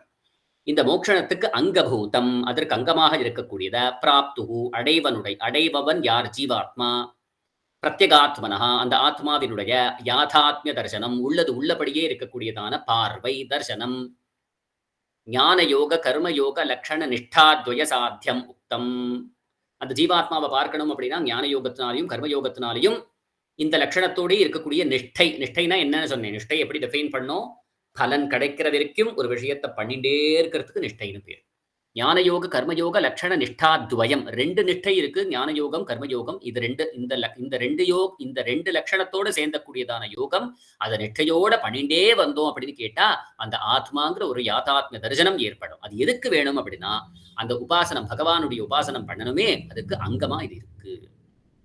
பெருமாள் அடையறதுக்கு பக்தி பண்ணணும், அதற்கு அங்கமா அந்த ஜீவாத்மாவை பார்க்கணும், அதற்கு கர்மயோகம் ஞான யோகம் பண்ணணும். மத்தியமேச்ச நடுவில் இருக்கக்கூடிய 6 அத்தியாயங்கள்னால பரமப்பிராப்பிய பூத நமக்கு பரமப்பிராப்பியம்னு சொல்லப்படுதான பரம புருஷார்த்தம் என்னது அப்படின்னா பெருமாள், பகவத் தத்துவ பகவான்கிற தத்துவம் இருக்கே, யாதாத்மிய உள்ளது உள்ளபடி இருக்கக்கூடிய தன்மைக்கு யாதாத்மியன்னு அர்த்தம். யாதாத்மியனா உள்ளது உள்ளபடி. பெருமாள் தான் சர்வாந்தர்யாமி, பெருமாள் தான் சர்வதாரகன், பெருமாள் தான் சர்வநிகர்த்தா, பெருமாள் தான் சர்வசேஷி. ஊடுருவி சென்று பெருமாள் தான் எல்லாரையும் நியமனம் பண்றான். பெருமாள்னாலதான் இந்த ஜகத்து சிருஷ்டி பண்ணப்பட்டது. பெருமாள்னாலதான் இன்னைக்கும் காக்கப்படுறது. பெருமாள் தான் தன்னுடைய அவதாரங்கள் எடுத்துட்டு நமக்காக வரான். பெருமாள் தான் நித்திய விபூதி லீலா விபூதி எல்லாத்தையும் வச்சுருக்கான். பெருமாளுக்கு அவர்தான் புருஷோத்தமன்கிற திருநாமம். யாதாத்மிய உள்ளது உள்ளபடி தெரிஞ்சுக்கணும், விரும்ப தெரிஞ்சுக்க முடியாது இல்லையா? உள்ளது உள்ளபடி தெரிஞ்சுக்கணும். அதனால பகவத் தத்துவ யாதாத்மிய தன் மாஹாத்மியனா அவனுடைய பெருமைகள் எல்லாம் தெரியணும். இப்ப சொல்லப்பட்ட மகாத்மியங்கள் எல்லாம் தெரியணும். லோகத்துல நம்ம என்னெல்லாம் விஷயங்கள் பெருமைன்னு நினைச்சிட்டு இருக்கோமோ அது எல்லாமே அவனுடைய திவலையினால ஏற்பட்டது. அவனுடைய பெருமையிலேருந்து வரக்கூடியதான திவலையில ஏற்பட்டது. ஒரு மதுர கானத்தை கேட்கிறோம் அப்படின்னா அந்த ஸ்வரங்கள்ல பெருமாள் உட்கார்ந்து இருக்கான். அந்த இனிமைங்கிறது அவனிடத்துல இருக்கு. அந்த மாதுரியம் தான் நமக்கு ஒரு புல்லாங்குழ கேட்கும் பொழுது மனசுக்குள்ள போறது. அவனுடைய பெருமையினால்தான் நம்ம பார்க்கக்கூடிய பெருமைகள் எல்லாமே கம்பீரமா இருக்கு. ஒரு சிம்மத்தை பார்த்தோம் அப்படின்னா அந்த காம்பீரியங்கிற குணம் அந்த பரமாத்மாவினிடத்துல இருக்கு. அந்த அம்சத்தை மட்டும் இந்த சிம்மத்தினிடத்துல இருக்கட்டும்னு நமக்காக காமிச்சிருக்கான். அதனால சிம்மம் காம்பீரியமா இருக்கு பார்க்கறது. கடலை பார்க்கும் பொழுது அவ்வளவு பறந்து விரிஞ்சிருக்கு. பார்க்கும் பொழுது அப்படி இருக்குன்னு அவனும் பறந்து விரிஞ்சிருக்கான். பெருமாள் இந்த இடத்துல இருக்கான், இந்த இடத்துல இல்லைன்னு சொல்லிடவே முடியாது. அந்த அளவுக்கு எல்லா இடத்துலயும் இருக்கான். அதனால்தான் அவனுக்கு விஷ்ணுன்னு பேரு. அந்த தன்மையினுடைய ஒரு திவலை கடலுக்கு கொடுத்திருக்கான். அதனால கடலை பார்க்கும் பொழுது அவ்வளவு பறந்து விரிஞ்சிருக்கிறா போல நமக்கு தெரியாது. நிலாவை கொடுத்திருக்கான். அந்த நிலாவை பார்க்கும் பொழுது நமக்கு அப்படியே குளுமையா இருக்கு.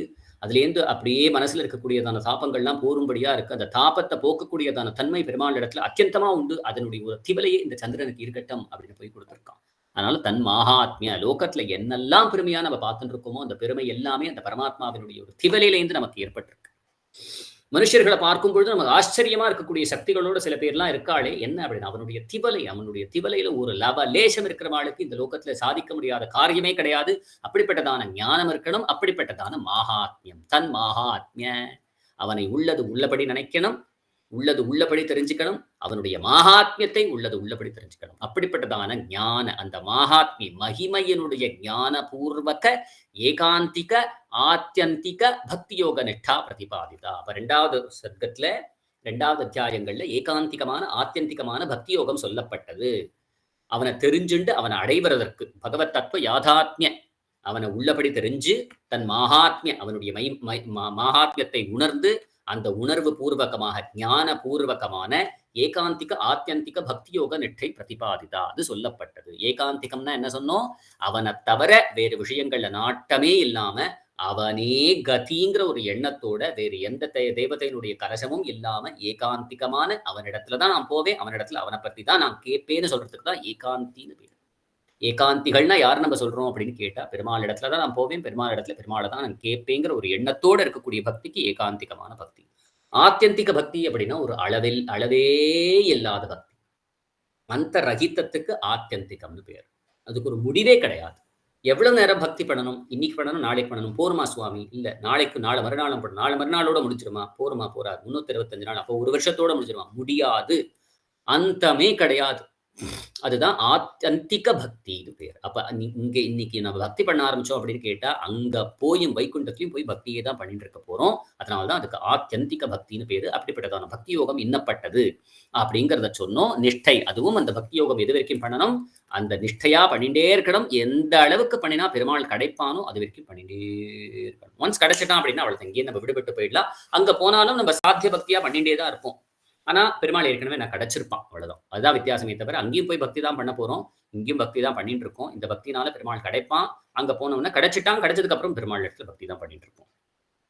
அது சொல்லப்பட்டது. அதிசயித்த ஐஸ்வர்ய அபேக்ஷண ஆத்ம கைவல்ய மாத்திர அபேக்ஷானாம் ச பக்தி யோகா தத்தத் அபேட்சித சாதனம் இது ச உக்தம் அப்படின்னா, பக்தி யோகத்தினால பெருமாளை மட்டும்தான் அடைய முடியும்னு நினைச்சுக்காதீங்கோ. அதிசயத்தமான ஐஸ்வர்யம் வேணும்னு ஆசைப்படுறவாளுக்கும், ஆத்மாவை நாம் பார்க்கணும்னு ஆசைப்படுறவாளுக்கும் ஐஸ்வர்யம், கைவல்யம், மோட்சம்னு 3 புருஷார்த்தம் சொல்லப்படுது. ஐஸ்வர்யம்னா என்ன அப்படின்னா ஸ்வர்க்கம். அந்த மாதிரி இருக்கக்கூடியதான அதிசயித்தமான ஐஸ்வர்யம் எனக்கு குபேரன் போல இருக்கணும்னு ஆசைப்பட்டானா குபேர பதத்தை அவனுக்கு கொடுத்துரும். ஆத்மாவை நான் பார்க்கணும் அப்படின்னு கைவல்ய மோட்சம் ஆசைப்பட்டான் அப்படின்னு கேட்டா கைவல்யத்தை கொடுத்துரும். பக்தி யோகம் தத்தது அபேட்சித சாதனம். என்ன கேட்கிறாளோ அவளுக்கு அதை கொடுத்துருமா. அதுக்கும் அப்பயும் நீ பக்தி தான் பண்ணுவ, பெருமாளையே தான் பக்தி பண்ணுவ. ஆனா பெருமாளையே பக்தி பண்ணும் பொழுது என்ன பண்ணுவ அப்படின்னு கேட்டா, அதோட சேர்த்து இந்த பலன் வேணுங்கிற எண்ணத்தோட பெருமாள் இடத்துல நீ பண்ணுவ. அது ஒன்றும் தப்பு கிடையாது. ஏன்னா உதாரா சர்வ ஏவைத்தே ஞானிதோ ஆத்மீவ மீமத்தம்னு பெருமாள் சொல்றான். எல்லாருமே உதாரர்கள் தான். என்னிடத்துல தானே வந்து கேட்கிறா, என்னிடத்துல தானே கேட்க முடியும், அப்பாவின் இடத்துல தானே போய் கேட்க முடியும். ஆனா கேட்கும் பொழுது ஞானித்து ஆத்மீவ மீமத்தம்னு அவர்களுக்குள்ள ஞானியினுடைய பெருமையை இன்னும் பிரிச்சு சொல்றான். காரணம், என்னிடத்துல தான் வந்து கேட்கிறா, என்னையே தான் கேட்பா, வேற எதையுமே கேட்கவே மாட்டா. அதனால ரொம்ப பெருமை வாழ்ந்தவர்கள். ஆனா பக்தி யோகத்துக்கு பிரபத்தி போல 4 விதமான புருஷார்த்தங்களையும் கொடுக்கறதுக்கு தெரியுமா. அதனால ஐஸ்வர்யம் கேட்டாலும் கிடைக்கும், கைவல்யம் கேட்டாலும் கிடைக்கும், மோட்சம் கேட்டாலும் கிடைக்கும் அப்படிங்கிறதும் சொல்லப்பட்டது. இப்ப இந்த கடைசி 6 அத்தியாயங்கள்ல அப்படின்னு, கடைசி 6 அத்தியாயங்கள் தான் நம்மளுடைய 4வது ஸ்லோகம் கீதார்த்த சங்கிரகத்துல. இதானி உபரிதனே ஷட்கே அப்படின்னா கடைசியா இருக்கக்கூடியதான 6 அத்தியாயங்கள்ல பிரகிருதி புருஷ, பிரகிருதினா அச்சித் தத்துவம், மூல பிரகிருத்தின்னு நம்ம சொல்றோம் இல்லையா, அதுலேருந்து தான் எல்லாம் ஏற்பட்டிருக்கு. அச்சித்து, பிரகிருதி, மகத்து, அகங்காரம், அதுக்கப்புறம் வந்து பஞ்சபூதங்கள், பஞ்ச கர்மேந்திரியங்கள், பஞ்ச ஞானேந்திரியங்கள், மனசு, இது எல்லாம் பிரகிருதி தத்துவத்திலேருந்து ஏற்பட்டு மாறுபாடு உண்டதானதான் இந்த அச்சித் தத்துவம்னு அர்த்தம். ஸோ சரீரம்னு புரிஞ்சுக்கோங்க, இல்லை அச்சித் தத்துவம்னு புரிஞ்சுக்கோங்க, அவ்வளவுதான். புருஷ அப்படின்னா என்ன அர்த்தம்? ஜீவாத்மான்னு அர்த்தம். தத் சம்சர்க, இவா 2 பேருடைய சேர்க்கை தான் இந்த பிரபஞ்சமே. பிரபஞ்சம்னா என்னது அப்படின்னு கேள்வி வந்தது அப்படின்னு கேட்டா, பிரகிருதியும் புருஷனும் சேர்ந்ததுதான் இந்த பிரபஞ்சம். மரஞ்செடி கொடி பார்க்கிறோம் இல்லையா, மனுஷனை பார்க்கிறோம், எல்லாத்தையும் பார்த்துட்டே இருக்கோம் அப்படின்னு கேட்டோம் அப்படின்னா அதெல்லாம் வந்து அதுதான் பிரபஞ்சம். நம்ம கண்களால பார்க்கக்கூடியது எல்லாமே பஞ்சபூதங்கள் பிரபஞ்சத்துக்குள்ள அடக்கம். மரம், செடி, கொடி பஞ்சபூதங்கள்னாலையும் பஞ்ச இந்திரியங்கள்னாலையும் ஆனப்பட்டது. அதுக்குள்ள ஒரு ஜீவாத்மா இருக்கு, அதனால்தான் அதுல வளர்த்தி இருக்கு, உணர்வு இருக்கு. அப்ப பிரபஞ்சமா நம்ம பார்க்கக்கூடியது எல்லாமே பிரகிருதியும் புருஷனும் சேர்ந்ததுனாலதான் காரணம். அப்படின்னால பிரகிருதி புருஷ தத் சம்சர்க ரூப பிரபஞ்ச, அந்த பிரபஞ்சம் ஆயிடுத்தா அடுத்தது ஈஸ்வர தத் யாதாத்மிய. யாதாத்மியனா உள்ளது உள்ளபடி, இது ரொம்ப முக்கியம். அதனாலதான் அடிக்கடி அந்த யாதாத்மியங்கிற சப்தம் வந்துட்டே இருக்கு. யாதாத்மியனா உள்ளது உள்ளபடி தெரிஞ்சுக்கணும். அஜ்ஞானம், விபரீத ஜானம் அப்படின்னு 2 இருக்கு. ஞானம்னு இருக்கு, யதார்த்த ஜானம்னு இருக்கு. யதார்த்த ஜானம்னா உள்ளதை உள்ளபடி அறிவதற்கு யதார்த்த ஜானம். அஜ்ஞானம்னா தெரியாம இருக்கிறதுக்கு, விஷயமே தெரியாது, இக்னரன்ஸ் சொல்றோம் இல்லையா. விபரீத ஞானம்னு ஒண்ணு இருக்கு. அப்படின்னா என்ன அப்படின்னு கேட்டா, விஷயத்த கரெக்ட்டா தப்பா புரிஞ்சுக்கிறது. அதுக்கு விபரீத ஞானம்னு பேரு. விபரீத ஞானத்த வச்சுண்டு என்ன பண்றதுன்னா, நெறைய மதங்கள் அழிஞ்சு போறதுக்கு காரணம் என்ன அப்படின்னா, விபரீத ஞானம். இருக்கிறா போல இருக்கும். பேசுறதெல்லாம் இன்டெலெக்சுவலா பேசுற மாதிரி இருக்கும். ஆனா தப்பான விஷயத்த இன்டெலெக்சுவலா பேசிட்டே இருப்பா இல்லையா? இன்னைக்கும் நெறைய நியூஸ் சேனல்ல பார்த்தோம் அப்படின்னு கேட்டா, ரொம்ப பயங்கரமா டிபேட் பண்ணுவா. ஆனா தப்பான விஷயத்துக்காக டிபேட் பண்ணிட்டு இருப்பா. ஆனா கரெக்ட் மாரியே நெனச்சுண்டு டிபேட் பண்ணிட்டு இருப்பா. அதுக்கு விபரீத ஞானம்னு பேரு. அது ஏற்படக்கூடாது. பெருமாள பத்தி கரெக்ட்டா புரிஞ்சுக்கணும். பிரகிருதிய பத்தி கரெக்ட்டா புரிஞ்சுக்கணும். ஜீவாத்மாவ பத்தி கரெக்ட்டா புரிஞ்சுக்கணும். இது 2த்தினுடைய சேர்க்கையினால தான் பிரபஞ்சம் இருக்குங்கிறது புரிஞ்சுக்கணும். ஈஸ்வரன்ங்கிறது தனி தத்துவம்ங்கிறது புரிஞ்சுக்கணும். அதனால தத்யாதாத்ம்ய அத பத்தி தெரிஞ்சுக்கணுமா? கர்ம, ஞான, பக்தி ஸ்வரூப. கர்ம யோகங்கிறது என்னது? ஞானங்கிறது என்னது? பக்திங்கிறது என்ன? அதனுடைய ஸ்வரூபம் என்னது? தது உபாதான பிரகாரஸ்ச. அதை எப்படி பண்றது? உபாதான பிரகாராக. பண்ணும் வழிகள்னு அர்த்தம். பிரகாராச்ச ஷட்கத்வயோதிதா விசோத்யந்தே அப்படின்னு விசோதனம் அப்படிங்கிற பதம் இங்க போடப்படுறது. என்னடா கர்மயோகம், ஞான யோகம், பக்தி யோகம்லாம் ஏற்கனவே சொல்லிட்டாலே திருப்பி என்ன சொல்லப்படா? அதே மாரி பிரகிருதி புருஷன், பகவான் அப்படிங்கிறதெல்லாமும் ஏற்கனவே சொல்லப்பட்டது. இப்ப என்ன புதுசா சொல்லித் தர்றா அப்படின்னு கேட்டா, இது இங்க புதுசா சொல்லப் போறதில்ல. அந்த இடத்துல சொல்லாத விஷயங்கள, இல்ல சொன்ன விஷயங்கள்ல கேள்வியோ, விசோதனம்னா ரிசர்ச்ன்னு சொல்லலாம். இல்லன்னா ஒரு டீட்டெயில்டு அனாலிசிஸ்ன்னு சொல்லலாம். அதெல்லாம் விசோத்யந்தேன்னு சொல்றதுக்கு ஒரு அர்த்தமா சொல்லலாம். Detailed analysis. இல்ல நல்ல தெளிவா தெரிஞ்சுக்கிறது. அப்ப தெளிவா தெரிஞ்சுக்கிறதுங்கிறது ஒரு ஒரு ஒரு இது என்ன டெஃபினிஷன் குடுக்குறா அப்படின்னா, நான் ஏற்கனவே 12 அத்தியாயங்கள் என்ன விஷயங்கள பார்த்தேனோ, அந்த விஷயங்கள்ல கொஞ்சம் சம்மரைஸ்டா சொன்ன விஷயங்கள்ல டீட்டெயில்டா காமிக்கலாம். அதுவும் விசோத்யந்தே தான். இல்லது நான் பார்த்த விஷயங்கள்ல நான் கேட்டதுக்கு அப்புறம் சில குழப்பங்கள் வரும். அந்த குழப்பங்கள தீர்க்கலாம். அதுவும் விசோதனம் தான். இது 2மே விசோதனம் தான் அர்த்தம். டீட்டெயில்ட் அனாலிசிஸ் அல்லது ரிசர்ச். நான் ஏற்கனவே பார்த்த விஷயங்கள்ல சில அம்சங்கள கொஞ்சம் இன்னும் டீட்டெயில்டா பார்க்கறது, இல்ல கொஞ்சம் இன்னும் இன் டெப்த் அனாலிசிஸ் பண்றது, அல்லது சில விஷயங்கள்ல புரிஞ்சுது. ஆனா சில குழப்பங்கள் ஏற்படுது. அந்த கேள்விகளுக்கும் ஒரு உத்தரம் சொல்லணும் இல்லையா? ஒரு ஆன்ஸர் பண்ணணுமே! இதெல்லாம் தான் விசோதனம்னு பேரு. அந்த விசோத்யந்தேன்னு அதெல்லாம் நம்ம பண்ணப்படுறது அப்படிங்கிறத சொல்றாங்க. உபரித்தனை ஷட்கே பிரகிருதி புருஷ தத் சம்சர்க ரூப பிரபஞ்ச ஈஸ்வர தத்யாதாத்மிய 3 தத்துவங்கள் அதனுடைய உண்மையான ஸ்வரூபம். கர்ம, ஞான, பக்தி ஸ்வரூப. இந்த யோகத்துக்கெல்லாம் என்ன ஸ்வரூபம்? அதை பண்ணக்கூடியதான வழிகள். இது ஷட்கத்வயோதிதா விசோத்யந்தே அப்படின்னு ஏற்கனவே சொன்னப்பட்ட அந்த 12 அத்தியாயங்கள் இருக்கே. ஷட்க அப்படின்னா 6, துவய அப்படின்னா 2, 6 × 2 12. 6 அத்தியாயங்கள்னால சொல்லப்பட்ட விஷயங்களை விசோதனம் பண்ணப்படுகிறது. விசோதனம்னா ஒரு detailed analysis, in depth analysis, research பண்ணப்படுறது அப்படின்னு சொல்றோம். அதுக்கப்புறம் தத்ர தாவத் அதற்கு மேல திரையோதசே இந்த 13வது அத்தியாயத்துல தேகாத்மனஹா ஸ்வரூபம். தேகம், ஆத்மா இதனுடைய ஸ்வரூபம்.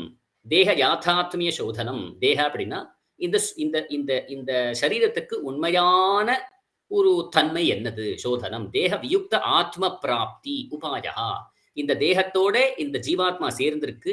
இந்த ஜீவத்தோட சேராம இந்த ஆத்மாவை மட்டும் பிரிச்சு அத போய் அடையணும் அப்படின்னு கேட்டா, அப்படிப்பட்டதான பிராப்திக்கு உபாயம் என்ன? விவிக்த ஆத்மஸ்வரூப சம்சோதனம் அப்படின்னா. இந்த தேகத்தோட ஆத்மா சேர்ந்திருக்கு. ஆனா ஆத்மா வேறு, அந்த சரீரம் வேறுங்கிற உணர்வோட அந்த பிரிந்த ஆத்மாவை மட்டும் நான் பார்க்கணும் அப்படின்னா, அதை எப்படி அந்த சுரூபம் எப்படி இருக்கும் அப்படிங்கிற சம்சோதனம். Detailed research analysis of the atma, the soul that is inside the body, but which is different from the body. அதுதான் சம்சோதனம். விவிக்த ஆத்ம. ஆத்மாவும் ஜீவனும் சேர்ந்திருக்கு. ஆனா ஆத்மா வேற, ஜீவன் வேற. அதனுடைய சுரூபம் இன்னதுங்கிறத நான் கரெக்டா தெரிஞ்சுக்கணும். அதுக்கு ஒரு இன்டெப்த் அனாலிசிஸ், சம்சோதனம். ததாவிதஸ்ய ஆத்மனஹ ச அச்சித் சம்பந்த ஹேதுஹு. அப்ப ஆத்மா வேற அப்படிங்கும் பொழுது ஏன் இந்த ஜீவாத்மானானது சரீரத்தோட சேர்ந்தது? அதுக்கு ஒரு காரணம் இருக்கணுமே. ஹேதுஹு. அதுக்கு காரணம் என்ன? ததாவிதஸ்ய ஆத்மனஹ ச அச்சித் சம்பந்த ஹேதுஹு. ஏன் இந்த அச்சித்தான சரீரத்தோட ஒரு சேர்க்கை ஏற்பட்டது? ததஹ விவேக அனுசந்தான பிரகாரச்ச. இந்த விவேகம் இதுக்குன்னு உண்டான விவேகம். இதனாலதான் இதுதான் அச்சித்து, இதுதான் சரீரம், இதுதான் ஜீவன், இதனாலதான் இது வேறுபட்டது, இதனாலதான் இது சேரப்பட்டது அப்படிங்கறதெல்லாம் தெரிஞ்சுக்கணுமே. விவேக அனுசந்தான பிரகாரஹா. நீ எப்படிலாம் இத பத்தினதான விஷயங்களை நினைக்கணும் அப்படிங்கிற விஷயங்களை இந்த 13வது அத்தியாயத்தினால பெருமாள் சொல்ல போறான் அப்படிங்கிறதுங்கிறதோட இந்த 13வது அத்தியாயத்துல இருக்கக்கூடியதான விஷயங்களையும் சொன்னா, இதற்கு மேல இன்னும் டைம் ஆயிடுத்தா? ஆமா, இன்னும் 10 நிமிஷம் தான் இருக்கு. 16வது அத்தியாயத்துல இதெல்லாம் நான் அடியேன் சொன்ன மாதிரி சுவாமி தேசிகன் கீதார்த்த சங்கிரக ரக்ஷையில இந்த இடத்துல போய் நீங்க ரெஃபர் பண்ணுங்கோன்னு நமக்கு சொல்லி கொடுத்துருக்கா. அந்தந்த இடத்துக்கு போய் அந்த கீதா பாஷ்யத்துல என்ன சொல்லப்பட்டது அப்படிங்கிற விஷயத்தை மட்டும் நான் காமிக்கிறேன். இன்னும் ஒரு 5 நிமிஷத்தோட நம்ம முடிச்சிடலாம். இந்த கடைசி 6 அத்தியாயங்களை திருப்பி 2, 2, 3 அத்தியாயங்களா பிரிக்க சொல்லித்தரா நமக்கு. அந்த 2, 2, 3 அத்தியாயங்களா பிரிச்சு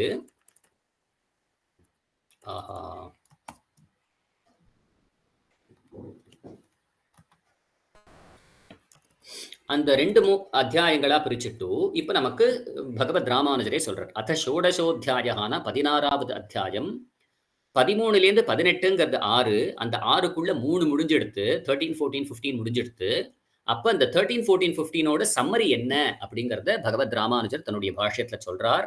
அதீதேன அத்தியாயத்ரயேன, இதற்கு முன்னாடி நம்ம பார்த்த ஒரு 3 அத்தியாயங்கள்னால பிரகிருதி புருஷயோகோ விவிக்தயோகோ சம்சிருஷ்டயோச்ச யாதாத்மியம் அப்படின்னா, பிரகிருதிங்கிறது சரீரம், புருஷன் அப்படிங்கிறது ஜீவாத்மா, இவா சேர்ந்தும் இருக்கா பிரிஞ்சும் இருக்கா. அப்ப சேர்ந்து பிரிந்து இருக்கக்கூடியதான தன்மை, உண்மையான தன்மை யாதாத்மியம். தத் சம்சர்க வியோகயோச்ச குண சங்க தத் விபர்யய ஹேதுகத்வம். ஏன் தனியா இருப்பா, ஏன் சேர்ந்து இருப்பா? ஏன் சேர்ந்து இருப்பா அப்படின்னா குணங்கள் தான் காரணம். சத்துவகுணம், ரஜோகுணம், தமோகுணம், இந்த 3 குணங்கள்னால நீ கர்மாக்களை பண்ணிட்டே வர, அதனால புண்ணிய பாபங்கள் ஏற்படுறது, அதனாலதான் உனக்கு சம்சர்க்கம் ஏற்படுறது. சோ எல்லாத்துக்கும் காரணம் என்ன அப்படின்னா குணம், அதனுடைய சங்கம் தான். குண சங்க தத் விபர்யய ஹேதுகத்வம். ஹேதுகத்வம்னா காரணம். ஏன் காரணம், எதுக்கு காரணம் அப்படின்னா இன்னைக்கு நம்ம சரீரமும் ஜீவாத்மாவும் ஒன்றியே இருக்கே. இதுக்கு காரணம் என்ன அப்படின்னு கேட்டா, உன்னிடத்துல சத்துவகுணம், ரஜோகுணம், தமோகுணம்னு 3 இருக்கு. இதனால நீ கர்மாக்களை பண்ற, அதனாலதான் உனக்கு ஏற்படுறது. சர்வ பிரகாரேண அவஸ்திதயோகோ, எல்லா பிரகாரங்களாலையும் இருக்கக்கூடியதான பிரகிருதி புருஷயோகோ பகவத் விபூதித்வம். எந்த பிரகாரமா இருந்தாலும் பரவாயில்ல, எந்த பிரகாரமான இருந்தாலும் பரவாயில்லன்னு புரியுறதா? நித்திய விபூதியில இருந்தாலும் பரவாயில்ல, இந்த ஜீவாத்மா இந்த விபூதியிலா விபூதியிலா இருந்தாலும் பரவாயில்ல, சித்தோட சேர்ந்த ஒரு நிலையில இருந்தாலும் பரவாயில்ல, இல்ல பிரளய காலமா இருக்கும் பொழுது அந்த பரமாத்மாவோட சேர்ந்தே இருக்கக்கூடியதான தன்மை இருக்கே, அப்படி இருந்தாலும் பரவாயில்ல. எப்படி பார்த்தாலும் பிரகிருதி புருஷன் பகவானுக்கு விபூதி அப்படின்னா பகவானுடைய சொத்து. எந்த நிலையிலையும் சர்வ பிரகாரேண அவஸ்திதயோ, எந்த நிலையில இருந்தாலும் பிரகிருதியும் புருஷனும் பெருமாளுடைய சொத்து. விபூதித்வம். விபூதிமதா பகவதா விபூதி பூதாத் அச்சித்வஸ்துனஹா சித்வஸ்துனச்ச பத்தமுக்த உபய ரூபாத். இந்த அதனால இவன் விபூதியை உடையவன், இவெல்லாம் விபூதிங்கிறதுனால இந்த பகவான்கிறது இந்த சொத்தை உடையவன். அப்ப சொத்துங்கிறது என்னது? அச்சித்தா இருக்கக்கூடியதான இந்த பிரபஞ்சம், சித்தா இருக்கக்கூடியதான இந்த ஆத்மா. இந்த ஆத்மா பத்தன் முக்தன் அப்படின்னு 2 விதமான ரூபத்துல இருக்க முடியும். எப்படி இருந்தாலும் இந்த எல்லாத்தையும் காட்டிலும் அவ்யயத்துவ, தோஷம் தட்டாததுனாலையும், வியாபன, எல்லாத்துக்குள்ளேயும் ஊடுருவி செல்லக்கூடிய தன்மையினாலையும், பரண, இவைகளை தரிக்கக்கூடிய தன்மையினாலையும், சுவாமியைஹி, இவா எல்லாருக்கும் சுவாமியாக இருக்கக்கூடிய தன்மையினாலும், அர்த்தாந்தரதையா புருஷோத்தமத்துவேன யாதாத்மியஞ்ச வர்ணிதம். அதனால இவாள்லாம் விபூதி, அவன் விபூதிமான், அவன் பகவான், இவாள்லாம் பகவானுடைய சொத்துக்கள். பத்தாத்மாவா இருந்தாலும் சரி, முக்தாத்மாவா இருந்தாலும் சரி, மூல பிரகிருதியா இருந்தாலும் சரி, வியக்த ரூபமான பிரபஞ்சமா இருந்தாலும் சரி, அவ்யக்த ரூபமான பிரபஞ்சமா இருந்தாலும் சரி. வியக்த ரூபமான பிரபஞ்சம்னா நாமம் ரூபம்னு கண்ணுக்கு தெரியக்கூடியதான அவஸ்தையோடு இருக்கக்கூடிய பிரபஞ்சத்துக்கு வியக்த ரூப பிரபஞ்சம்னு பேர். அப்படின்னா கடல், மலை, மனுஷர்கள், பசு, பட்சிகள், இன்னைக்கு நம்ம பார்த்துட்டு இருக்கோமே வியக்த ரூபமான பிரபஞ்சம். இதுவே பிரளய காலம் ஏற்பட்டதுன்னா அடங்கி ஒடுங்கி பெருமாள் இடத்துல ஒட்டின்று இருக்குமா, அதுக்கு அவ்யக்த ரூபமான பிரபஞ்சம்னு பேர். இல்லாம இல்ல, இருக்கு. ஆனா சின்னதா அந்த ஒரு அணு மட்டும் இருக்கு இல்லையா? நம்ம ஏற்கனவே சொன்னோம், ஒரு கர்ப்பம் தரிக்கும் பொழுது முதல் 2 நாள்ல பார்த்தோம் அப்படின்னா சின்னதா ஒரு ஆத்மா. அந்த ஆத்மா தான் 10 மாசம் கர்ப்பத்துல இருந்து அதுக்கப்புறம் குழந்தை 6 அடிக்கு வளருது. பெரிய கை, பெரிய கால், பெரிய கண் எல்லாம் இருந்துருக்கு. ஆனா அந்த அம்சம் எல்லாம் சேர்ந்து ஒரு மில்லிமீட்டர் கூட இல்ல அதுக்குள்ள உள்ள உட்காண்டிருக்கு கர்ப்பத்துல ஆரம்பிக்கும் பொழுது அப்படின்னு கேட்டா, அது என்ன அப்படின்னா அவ்யக்த ரூபமாக இருக்கக்கூடிய பிரபஞ்சம். அது பெருமாளோடு ஒட்டின் இருக்கும். வியக்த ரூபமாக இருக்கக்கூடிய பிரபஞ்சம், நாம ரூபத்தோட இவ்வளவு பெருசா இருக்கக்கூடியதான பிரபஞ்சம். இது எல்லாம் வியக்த ரூபமான பிரபஞ்சமோ அவ்யக்த ரூபமான பிரபஞ்சமோ பத்தாத்மாவோ முக்தாத்மாவோ இவ எல்லாத்த காட்டிலும் எம்பெருமான் வேறுபட்டவன். அதனால்தான் அவன் புருஷோத்தமன்னு பேர். ஏன் அப்படின்னு கேட்டா, அவனுக்கு அழிவு கிடையாது. எல்லாத்தையும் வியாபிச்சுட்டு இருக்கான், எல்லாத்தையும் தெரிச்சுட்டு இருக்கான், எல்லாத்துக்கும் சுவாமியா இருந்துட்டு இருக்கான். அதனால எல்லாத்த காட்டிலும் வேறு அர்த்தாந்தரத்தையா, அவன் பத்தன் கிடையாது, அவன் முக்தன் கிடையாது, அவன் அச்சித் கிடையாது. அவன் யார் அப்படின்னா பத்தாத்மா, அந்த அச்சித்த காட்டிலும் உயர்ந்தவன், பத்தாத்மாவை காட்டிலும் உயர்ந்தவன், முக்தாத்மாவை காட்டிலும் உயர்ந்தவன். அதனால அவனுக்கு புருஷோத்தமன்னு பேரு. அந்த புருஷோத்தமன்கிற தன்மையோடே இந்த 3 அத்தியாயங்கள்னால சொல்லப்பட்டது. என்னெல்லாம் சொல்லியிருக்கு? பிரகிருத்தினா என்ன, புருஷன்னா என்ன, சேர்ந்த தன்மை, பிரிந்த தன்மை, சேர்ந்ததுக்கு காரணம் என்ன, குணம்தான். சேர்ந்து இருந்தாலும் சரி, பிரிந்து இருந்தாலும் சரி, இவா 2 பேரை காட்டிலும் எம்பெருமான் உசத்தி, அவன்தான் விபூதிமான். இவைகள் விபூதிகள். ஏன் அப்படின்னா அவனாலதான் நம்ம தரிக்கப்படுறோம், அவனாலதான் நம்ம நியமனம் பண்ணப்படுறோம், அவன் தான் நமக்கு சுவாமி, அவன் தான் நமக்கு அந்தராத்மா. அதனால அவனை புருஷோத்தமன்னு சொல்லப்படுறது. அவளுடைய உண்மையான ஸ்வரூபம் இன்னது அப்படிங்கிறத சொல்றது.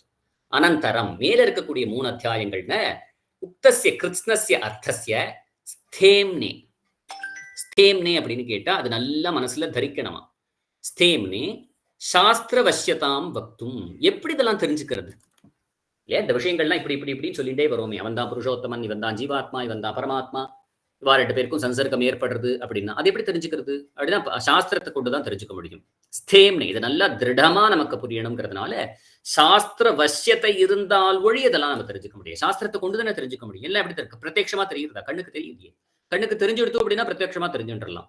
அது தெரியல அப்படிங்கும் பொழுது வேதத்தை கொண்டுதான் தெரிஞ்சுக்கணும், சாஸ்திர கொண்டுதான் தெரிஞ்சுக்கணும். அப்படி சாஸ்திர வசியதாம் வக்தும், சாஸ்திர வசியத்தை சாஸ்திரவசிய தத் விபரீதயோகோ தேவாசுர சர்க்கயோகோ விபாகஞ்ச அப்படின்னு இந்த அத்தியாயத்தினால என்ன சொல்லப்படுறதுன்னு சொல்றாரு. அப்படின்னா சாஸ்திர வசியத்தைங்கிறது தான் என்ன தெரிஞ்சுக்கிறதுக்கு முக்கியமான காரணம்.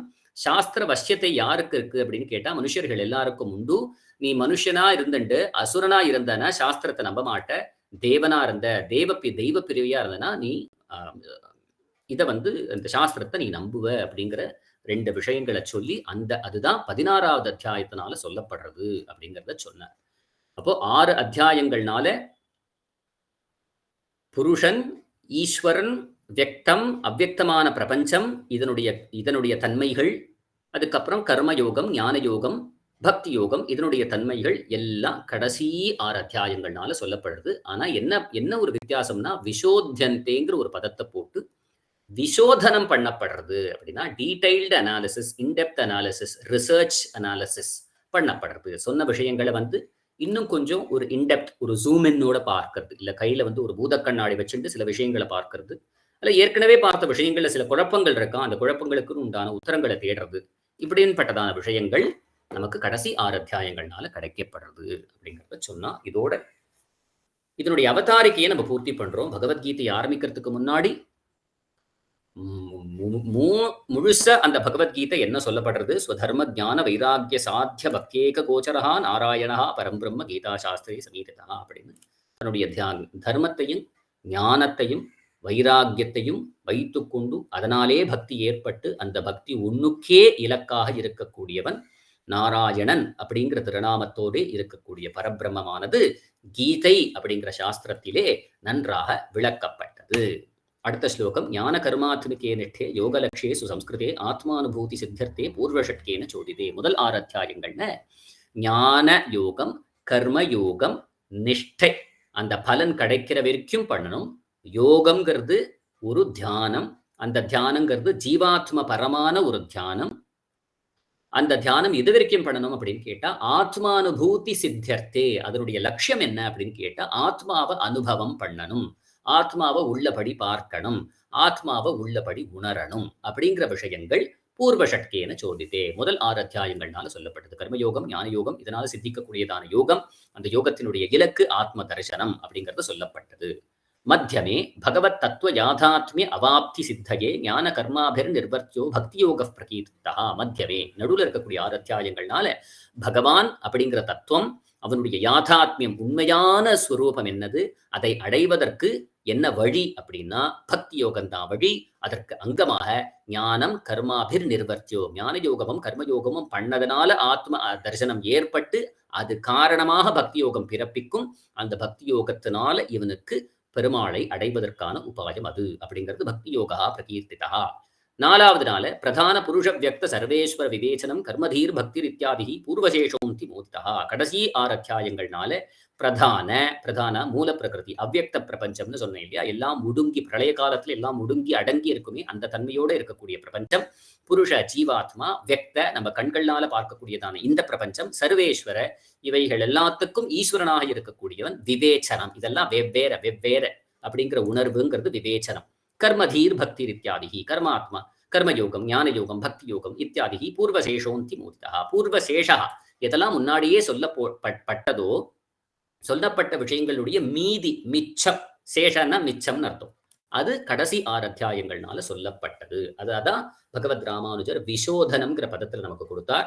அப்ப சொல்லப்படுற விஷயம் பிரகிருதி பத்தி தான் இருக்கும், பிரபஞ்சத்தை பத்தி தான் இருக்கும், ஜீவாத்மாவை பத்தி தான் இருக்கும், பரமாத்மாவை பத்தி தான் இருக்கும். ஆனா சொல்லாத விஷயங்களோ இல்ல சொல்லப்பட்ட விஷயங்களுடைய ஒரு டீடைல்டு ஒரு அனாலிசிஸோ அல்லது சொல்லப்பட்ட விஷயங்கள் ஏதாவது குழப்பம் இருந்ததுன்னா அதனுடைய தீர்வோ இதெல்லாம் நம்ம கடைசி ஒரு 6 அத்தியாயங்கள்னால பார்க்கிறது அப்படிங்கிறத சொன்னா அழகா இந்த இடத்துல நம்ம இதோட நம்ம பூர்த்தி பண்ணிக்கலாம். சுவாமி நிகமாந்த மகாதேசிகன் தன்னுடைய இதுல கர்மமும் ஞானமும் கொண்டு எழும், கர்மயோகம் ஞான யோகம் கொண்டு எழும், இதனாலதான் பக்தி வரப்போகுது. காதல் அப்படின்னா பக்தி, காதலுக்கோர் இலக்கு அப்படின்னா பக்திக்கு மட்டும்தான் இலக்கானவன் பெருமாள். அது யார்? அருமறை உச்சியுள் அப்படின்னா வேதாந்தங்கள்ல சிரசில இருக்கக்கூடிய உபனிஷத்துக்கள் ஆதரித்தோதும் அரும்பிரமம் பரபிரம்மம் பரபிரம்மம் பரபிரம்மம்னு உபனிஷத்துக்கள்லாம் கொண்டாடுறதே அது யார் அப்படின்னா திருமகளோடு வரும் ஸ்ரீயப்பதியான திருமால் என்று தான் உரைத்தான். ஸ்ரீயப்பதியான நாராயணன் சொன்னான். யார் சொன்னா அப்படின்னா அவன் சாரதி, தர்மம் உகந்த தனஞ்சயனுக்கு அவன் சாரதி அப்படின்னு. சாரதியாக இருக்கக்கூடிய பார்த்த சாரதி பார்த்தனுக்கு தனஞ்சயனுக்கு எனக்கு தர்மம் என்னது அதர்மம் என்னன்னு தெரியல, தர்மம் என்னதுங்கிறது தெரியல, எனக்கு சொல்லேன் அப்படின்னு கேட்டா கர்மயோகத்தையும் ஞான யோகத்தையும் கொண்டு காதல்ங்கிற ஒரு பக்தி யோகம் எழும். அதுக்கு மட்டும்தான் இலக்கு. அந்த இலக்கு யார் அப்படின்னா வேதாந்தங்கள்ல எல்லாம் கொண்டாடப்படும்படியான அந்த பரபிரம்மம். அந்த பரபிரம்மத்துக்கு ஒரு திருநாமம் உண்டா அப்படின்னா அவன் தான் ஸ்ரீயப்பதி, திருமகளோடு வரும் திருமால். இதையே தான் பெருமாள் சொல்றான்.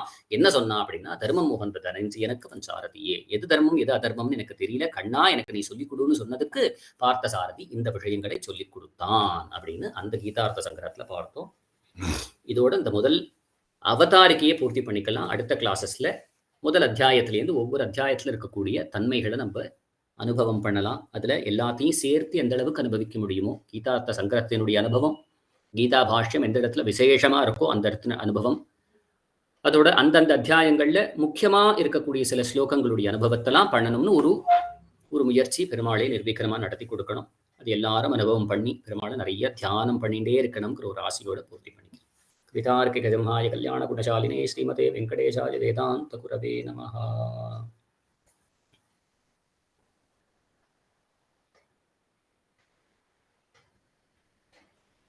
சத்யமூர்த்தி ஜி இங்க கையை தூக்கியிருக்கேன்னு நினைக்கிறேன், கவனிக்கல. ஏதாவது சொல்லணுமா? சத்யமூர்த்தி ஸ்ரீனிவாச ராகவன் அடியேன் ரேஸ் ஹேண்ட்ஸ் பண்ணியிருக்கேள். ஓகே பை மிஸ்டேக் அது. சரி நோ ப்ராப்ளம். அடியேன் சுவாமி ஸ்ரீமதே ராமானுஜாய நமः. ஸ்ரீமதே ராமானுஜாய அடியேன் சுவாமி ஸ்ரீமதே ராமானுஜாய சுவாமி அடியேன் சுவாமி ஸ்ரீமதே ராமானுஜாய நமः. அடியேன் சுவாமி ஸ்ரீமதே ராமானுஜாய நமः.